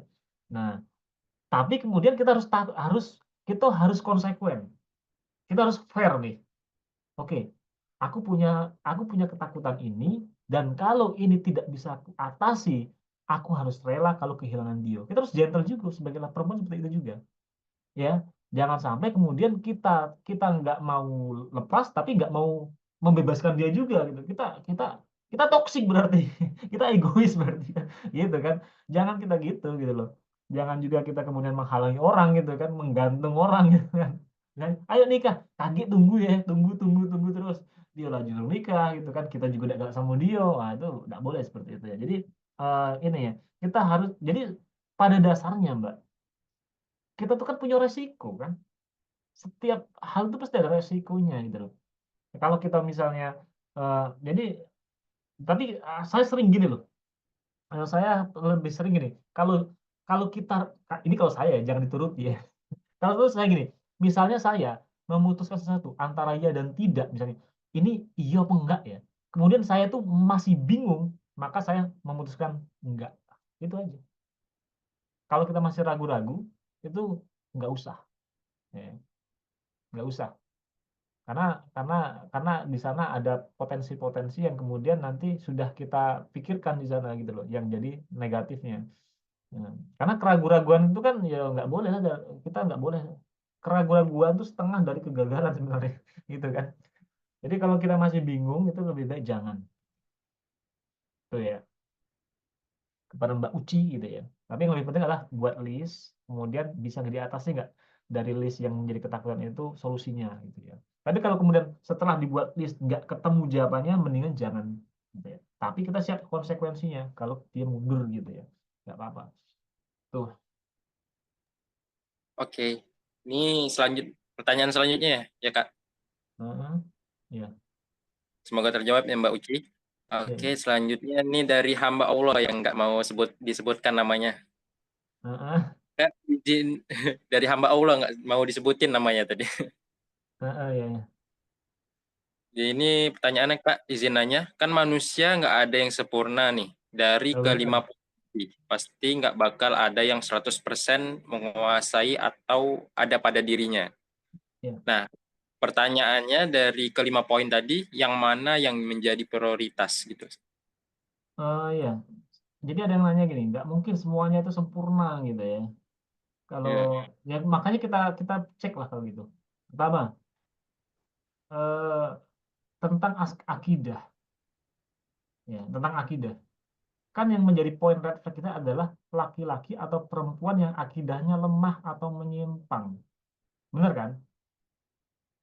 Ini ada nggak orang yang akidahnya lurus? Banyak juga loh. Belum ketemu aja, Mbak. Belum ketemu aja. Ada nggak orang-orang yang nggak pernah pacaran? Ada. Saya ketemu banyak. Banyak saya ketemu. Nggak pacaran bukan karena nggak laku, bukan gitu, bukan. Tapi karena dia tuh memang menjaga dirinya. Itu banyak. Ayo, maksudnya lebih banyak orang yang pacaran memang benar gitu ya. Tapi kalau kita mau cari itu ada orang yang kemudian hamba-hamba Allah laki-laki yang akidahnya itu eh, nggak menyimpang tuh ada, ya. Kemudian akidahnya lemah itu gimana? Ya artinya apa? Gini loh, Mbak. Kalau masalah akidah lemah, selama dia mau memperbaiki diri itu nggak masalah. Nah, itu loh. Karena manusia ini dinamis, gitu ya. Sama seperti yang saya katakan pas yang nanya tadi, dapat suami yang kayak gitu. Kita nggak pernah tahu ujungnya di mana orang ini. Dan kita nggak berhak ngomongin dia nih suami tidak bener apa sih. Itu mungkin sekarang gitu loh. Ya. Artinya apa? Di sana selalu ada proses perbaikan gitu loh. Artinya fungsi di sini adalah kita bisa meminimalisir, Mbak. Kalau seandainya kita nggak bisa meminimalisir semuanya, minimal cuman satu yang lolos gitu loh. Yang lolos ini masih bisa dikendalikan. Contohnya apa? Mau berubah gitu loh. Kalau orang sudah nggak mau berubah, itu sudah red flag. Aku ya cek inilah. Nah, itu tinggal kelah itu ya. Tinggal kelah wong cek itu. Aku udah baca berubah, aku cek inilah gitu ya. Karena pada dasarnya orang itu bisa berubah. Kepribadian itu bisa berubah. Jadi yang masalah akidah, ada kok orang yang baik itu ada. Gitu. Ya, ada. Karena orang itu pada dasarnya itu kan itu punya sifat-sifat baik gitu ya. Kemudian akhlak dan kepribadian, suka bohong, kasar, mudah marah. Nah, ini mungkin yang harus kemudian kita eh, jadi toleransi di sana. Oke lah, eh, mudah marah gitu ya.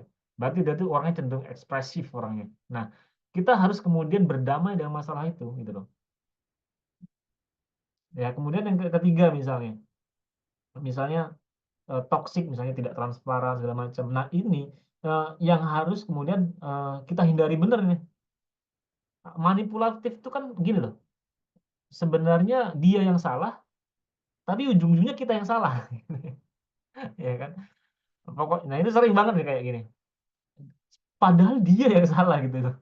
Tapi kok ujung-ujungnya kita gitu ya. Nah, itu kan manipulatif gitu ya. Nah, jadi makanya itu kan umum ya. Itu kalau seandainya harus pilih yang paling mana yang paling itu yang harusnya nggak terjadi itu yang pertama berarti, iya kan? Iya nggak? Ya itu apa? Akidah, gitu ya. Karena kalau kalau yang jadi red flag yang paling paling mendasar itu yang saya sebutkan pertama, yaitu akidah. Itu sesuai urutan, Mbak. Setelah akidahnya gitu kan kemudian akhlaknya. Karena apa? Kalau akidahnya bagus nanti akhlaknya bagus, ya. Kalau akhlaknya bagus kepribadiannya bagus. Nah, kalau kepribadiannya bagus hubungan sosialnya bagus juga gitu ya. Kalau hubungan sosialnya bagus nanti juga komitmen yang lainnya bagus, masalah finansial juga bagus. Dan yang lainnya juga bagus gitu ya. Interaksinya juga bagus gitu, asalnya dari akidah gitu ya. Ini yang paling penting di situ. Jadi misalnya kita ketemu nih, mau nikah sama cewek, tapi ternyata cewek ini boros. Wah, dia tak beragama nih. Sudah. Jadi cewek yang mau kita nikah ini tak beragama. Tapi dia ini boros gitu loh. Nggak bisa ngatur duit gitu loh. Misalnya kita habis gajian suruh istri ngelola, ternyata dia langsung habis tanggal 1 koma tadi misalnya. Itu bisa dikasih tahu, Mbak, tetap. Itu tetap bisa diomongin gitu loh. Ya, tetap bisa dikasih tahu. Tapi kalau dia suka berhutang, ya, kemudian dia suka kemudian main judi online, nah itu sudah red flag-nya di situ. Gitu. Jadi kurang lebih seperti itu, Mbak. Artinya eh, dari dari yang 5 ini, ya, mana yang kita itu menurut kita urgensinya itu bisa kita toleransi. Nah, tapi saya urutkan itu berdasarkan yang paling urgensi, yang paling kemudian fatal di sana kalau seandainya itu kejadian sama calon kita. Tuh. Makanya yang paling awal itu adalah akidah, tuh, teman-teman. Makanya kalau kita kan kalau seandainya beli mobil, misalnya beli motor, itu kan pengen beli motor itu yang baru kan, ya kan? Ataupun motor bekas itu yang nggak ada PR kan, iya kan? Misalnya saya nih, saya mau beli mobil bekas misalnya, saya akan membeli mobil bekas yang nggak ada PR-nya lagi, agar bisa langsung gaspol gitu loh. Tapi kalau kita baru beli mobil, harus benerin mesinnya, harus dipoles dulu bodinya, itu nggak langsung gaspol itu yang nggak enak. Sama kayak nikah gitu. Jadi kalau nikah banyak yang diperbaiki itu ya nggak enak gitu kan. Maka kalau seandainya benar, pertanyaan tadi benar, nggak mungkin semuanya orang itu sempurna, benar itu Mbak. Tapi yang penting adalah sejauh mana dia mau kemudian eh, berubah gitu loh. Itu. Karena memang benar mencari yang sempurna itu nggak ada, nggak ada. Bagi saya red flag ternyata masalah rokok tadi, ternyata bagi si C nggak red flag kan gitu, bisa juga kan. Misalnya dia ini boros misalnya, tapi ternyata dia tuh ternyata keluarga 9 naga gitu ya. Walaupun boros juga duitnya nggak habis dicucurkan nggak masalah juga gitu kan. Jadi itu situasional yang bagian itu ya. Jadi gitu. Jadi fungsinya saya memberikan tadi itu pilihannya Mbak, jenis-jenis red flags-nya gitu loh. Red flag itu bisa ini, bisa itu gitu ya. Nah, itu. Jadi begitu, Habib ya. Oke, baik. Ini ternyata ada 2 pertanyaan lagi, Ustadz. Kak, Boleh, silakan. iya, nggak apa-apa ya. Dilanjut Hmm. aja. Yang selanjutnya ini nggak disebutkan namanya. Kak, izin mau bertanya, misal kita tahu ini si laki-laki dari keluarga yang benar-benar gimana ya? Iya, iya. Toksik lah, benar-benar udah red flag baik dari segi akidah, akhlak, finansial gitu. Nah, tapi si anaknya ini seperti yang saya tahu dan teman saya tahu, alhamdulillah orangnya baik dan soleh. Menurut kakak itu gimana ya, Kak? Karena tadi kakak nyampaikan red flag ini kan menurun ke turunan. Apakah nanti suatu hari si laki-laki ini bisa red flag juga karena lingkungan keluarganya begitu? Hmm. Itu Kak pertanyaannya. Gimana gimana tadi pertanyaan? Jadi dia ini yang mau dinikahinya ini baik ya. Ya, tapi dia ini Tapi keluarganya nggak baik gitu ya. toksik ya, Iya, iya. Oke, oke. toksik dan kayaknya gitu. Iya. Jadi gimana gitu ya? Saya mau nikah nih. Ini ini cowok ini baik nih, bagus. Tapi keluarganya tuh red flag semua gitu kan? Itu gimana gitu ya? Ya, ini menarik ini. Karena gini, eh, apakah itu menular? Jadi gini, bener. eh, untuk yang kasus seperti itu eh, harus apa? Nggak bisa dipukul rata ya. Nggak bisa dipukul rata bahwa kemudian kalau keluarganya kayak gini, keturunannya kayak gini. Enggak. Maksud saya ngomong tadi itu bermasalah red flag nanti berhubungan berhubungan keluarga kemudian anaknya jadi masalah itu gini loh. Kalau kita kemudian gini ya menikah misalnya misalnya saya nikah sama cewek misalnya. Nah, ternyata cewek ini red flag misalnya, suka suka gibah gitu. Semua diomongin terus. Punya anak kan nih, kayak gitu kan, punya anak. Pasti sedikit banyak anak itu meniru kelakuan orang tuanya, ya kan? Dia melihat, jadi anak itu melihat alam bawah sadar dia melihat, oh orang tua dia tuh suka suka gibah. Itu nggak apa-apa kayak gitu berarti. Alam bawah sadar dia kemudian dia membuat seperti itu. Nah, adapun di dalam perjalanannya dia kemudian mendapatkan nilai-nilai agama, dia tersadarkan, kemudian dia berubah, akhirnya dia mengetahui bahwa itu tidak baik, itu adalah sesuatu yang berbeda. Nah, gitu ya. Artinya di situ sudah ada apa namanya jalan exit way di situ, ada jalan keluar di sana, ada pemecahan masalah di sana, gitu loh. Artinya dia secara sadar betul memahami bahwa apa yang dilakukan selama ini salah. Oh ternyata ibu aku yang suka gibah itu tidak baik ya. Berupayalah dia mengubah itu, gitu loh. Berupaya dia mengubah itu.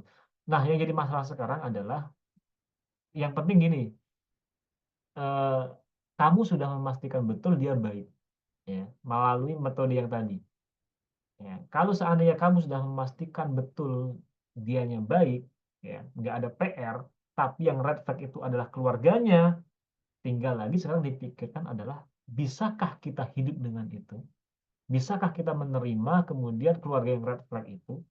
Itu karena keluarga yang red flag itu misalnya itu nggak bisa diubah loh itu, kecuali mereka mau mengubahnya. Nah, gitu loh. Nah, kita siap nggak dengan itu misalnya, dengan keluarga tersebut? Karena kita nikah kan nggak dengan dianya sendiri gitu kan. Tetap kita, kalau seandainya kita sudah menikah, berarti orang tua dia jadi orang tua kita, ya kan? Saudara dia jadi saudara kita, gitu kan? Nah, kita bisa kuat nggak dengan itu? Kira-kira mental kita itu kena nggak kalau seandainya kita kemudian melanjutkan pernikahan itu? Ya. Karena ada beberapa yang itu kuat mental, ada yang nggak kuat. Nah, ini tergantung preferensi masing-masing. Gitu kan. Kalau kita merasa, aku insya Allah bisa, aku bisa tahan dengan ini, ya sudah, lakukan saja gitu loh. Tapi kalau kemudian nggak bisa ya jangan gitu loh, karena masih banyak juga yang lain kan ya. Itu ya, seperti itu. Baik, terima kasih Kak atas jawabannya. Semoga terjawab yang bertanya tadi. Oke, Ya, ini selanjutnya dari yang terakhir. ya silakan. Bagaimana jika ada ikhwan yang ingin ngajak nikah, tapi belum ngaji, ikutan ngaji gitu. Terus dikasih syarat harus ngaji dulu. Terus dia mau, kemungkinan ngaji karena adanya persyaratan sebelum nikah, bakalan berpengaruh nggak Kak? Rumah tangga ke depannya nanti. Terima kasih. Iya, Itu Kak. ya berpengaruh lah jelas. Apalagi ngasih syarat itu. Ya gini, jadi gini. Jadi ini gini kayak ini ya. Eh, ini misalnya suami, calon suami ini belum ngaji gitu ya. Kalau mau nikah syaratnya harus ngaji. Eh, ini kalau seandainya kemudian salah kemudian menyampaikan dan salah dipahami, ini bisa berpotensi bahaya. Kenapa? Begitu dia sudah nikah, dia nggak ngaji lagi nanti. Karena dia mendapatkan apa yang sudah jadi tujuan dia, gitu loh. Karena banyak juga gini ya, di saya gitu ya. Jadi ada orang yang itu kan mau nikah gitu ya. Kemudian syaratnya harus ngaji dulu nih. Gitu. Ikhwannya harus ngaji. Ikhwannya ternyata belum ngaji nih. Akhirnya apa? Tujuan dia, misalnya kajian, tujuan dia pengajian, tujuan dia kemudian ikut majelis, tujuan dia halaqah itu ya. Itu agar kemudian dapat jodoh. Ini motivasinya jangka pendek. Kenapa? Begitu dapat jodohnya sudah gitu loh. Udah dapat gitu loh. Ini yang kalah perempuannya nanti. Iya kan? Sudah nikah, gitu kan? Nggak mungkin perempuan langsung lepas tuh nggak mungkin. Ah ternyata kau nggak ngaji lagi sekarang. Sudahlah kita pisah lah. Nggak semudah itu Ferguson kan gitu kan? Nggak bisa gitu. Nah, ini bakal sulit gitu kan? Ke depannya jadi masalah gitu kan? Jadi solusinya bagaimana dong kalau gitu kan? Nah ini jadi gini, yang penting itu adalah eh, jangan jangan lakukan sesuatu yang teknikal sekali. Jadi jangan suruh ngaji, biarkan dia ngaji sendiri gitu loh. Gitu loh. Biar misalnya kayak kita lihat orang nggak sholat misalnya, kita langsung ngomongin dia, ah kamu nggak sholat. Sholat dong gitu kan. Dia tuh akhirnya sholat karena dua hal. Kalau yang ngomong ini bapaknya, mungkin dia takut dengan bapaknya, atau kemudian kalau ini bosnya di kantor, dia mungkin kalau nggak sholat nanti dipecat atau segala macamnya. Motivasi dia tuh karena takut atau ingin sesuatu. Nah itu kalau motivasinya kayak ini nggak bertahan lama gitu loh. Jadi bagaimana caranya? Ya itu kan berarti kan kalau kita melihat cara orang berubah, ya bagan orang berubah, orang itu kan berubah dari informasi, ya kan? Informasi masuk, dipikirkan, setelah dipikirkan diyakini, setelah diyakini mewujud dalam perbuatan. Nah kemudian perbuatan itu menjadi habit, habit dilakukan terus-menerus, kepribadiannya berubah, iya kan? Contohnya gimana? Misalnya kita mau memberitahu orang yang nggak sholat agar dia sholat, itu jangan ngomong, woi kau ini sholat lah. Ya dia kalaupun dia sholat karena terpaksa, ya, atau dia nggak mau sholat, gitu loh. Tapi kalau kita ubah dari informasi, ya dia nanti akan melakukan dengan sendirinya. Misalnya kita banjiri dia dengan informasi ya, bahwa kita harus berarti kita harus tahu dulu, kita harus kuatkan pemahaman tentang Tuhan, ketakutan kepada Tuhan, ketakutan kepada Allah, ketakwaan kepada Allah, fungsi dari iman itu bagaimana, dan kemudian amal itu sejalan dengan iman gitu, dan kemudian salah satu bentuk amal adalah sholat. Nah itu memang perlu waktu, tapi lebih kena gitu loh, lebih lebih jangka panjang dan lebih sustain kalau orang sekarang ngomong gitu loh. Nah, itu semua didapatkan tidak dengan cara yang cepat gitu loh. Jadi memang harus mau repot gitu. Jadi memang gini, jadi gini loh, yang paling simpel memang kalau kita sudah merasa ngaji gitu ya, eh, janganlah buat persyaratan kayak gitu tuh kalau kita nggak mau nanti nyesel gitu loh. Ya. Lebih baik kita cari yang sudah ngaji aja gitu loh. Kan nggak mungkin kita buat perjanjian kan di atas materai gitu kan. Kalau kamu berhenti ngaji, aku minta cerai. Itu kan nggak enak kan gitu kan, nggak enak gitu ya. Jadi lebih baik kita bersabar gitu ya. Kita minta sama Allah, cara-cara Allah ngasih jodoh tuh itu di luar perkiraan kita loh. Ya, kita kadang nggak nyangka caranya seperti apa gitu. Tapi kalau kita sudah membuat insya Allah ketemu kok. Ya. Lebih baik dan kita pantau aja nih di cowok ini. Nah, jadi lebih baik kita memberitahu kita. Jadi gini loh, misalnya kayak gini, misalnya yang tadi ya, yang nanya tadi, kasih kasih clue kayak gini misalnya, ke yang laki-laki misalnya, Eh, kan ta'aruf, kasih petunjuk, saya ini aktivitas sehari-harinya mas gitu, saya ini ngaji gitu loh. Ya, saya ini ngaji seminggu 2 kali, saya halqah dua jam dalam seminggu gitu loh. Dan ini menurut saya ini sangat wajib. Ya, saya saya kemudian ini sesuatu yang nggak bisa kayaknya di luar kemudian kebiasaan saya. Artinya ini ada sesuatu yang rutin saya lakukan setiap pekannya gitu ya. Buat dia paham itu, ya. Buat dia kemudian nanya hal itu gitu loh. Oh, jadi sebelum nikah, si cowoknya tahu bahwa aktivitas cewek yang mau dia nikahin ini, datang ke majelis taklim, dakwah, buat dia mikir bahwa Mbak ini itu aktivis gitu loh. Maksudnya aktivitasnya kayak itu gitu loh. Artinya biarlah dia memutuskan, dia yang tahan apa enggak, gitu loh. Ya. Istilahnya kita tuh tarik ulur gitu loh. Kalau mau ya ini aktivitas aku, gitu loh. Nanti insya Allah ikut dewek itu. Akhirnya nanti apa? Setelah nikah ya akhirnya suaminya ngaji gitu kan. Tuh. Itu caranya seperti itu. Itu lebih efektif ketimbang ngasih syarat harus ngaji. Akhirnya dia terpaksa nanti, ya sudahlah, aku senang sama kamu, ya aku ngaji-ngaji deh lah. Pas dia udah senang lagi berhenti itu ngaji, selesai urusan. Karena ya, khaufnya itu nggak ke Allah, tapi khaufnya itu ke situ. Nah itu Mbak, kurang lebih seperti itu. Oke, baik. Semoga terjawab ya Mbak yang bertanya tadi. Oke, mungkin kita cukupkan aja pertanyaan pada malam hari ini. Ya. Dan udah waktunya udah lumayan ya, Insya Allah. Oke, sebelumnya terima kasih kepada Kak Tommy telah menyampaikan materi, telah menjawab juga pertanyaan dari teman-teman semuanya. Semoga Kak Tommy mendapatkan amal jariah dan kepada teman-teman semuanya bisa bermanfaat untuk kedepannya dan memilih pasangan yang lebih baik. Oke, mungkin kita tutup saja kegiatan kita pada malam hari ini. Sebelum kita tutup, marilah kita beristighfar 3 kali. Astagfirullahaladzim, astagfirullahaladzim, astagfirullahaladzim, dan doa khafaratul majlis. Subhanakallahumma bihamdika asyhadu an la ilaha illa anta astaghfiruka wa atubu ilaik. Saya Habib Al-Fathul Akbar, mohon maaf apabila ada kesalahan atau kekurangan kata dan kelakuan yang kurang baik, dan saya kepada Allah saya mohon ampun, kepada teman-teman saya mohon maaf. Wabillahi taufiq wal hidayah. Wassalamualaikum warahmatullahi wabarakatuh. Terima kasih teman-teman semuanya. Sampai jumpa di kegiatan selanjutnya. Izin live ya. Assalamualaikum. Waalaikumsalam warahmatullahi wabarakatuh.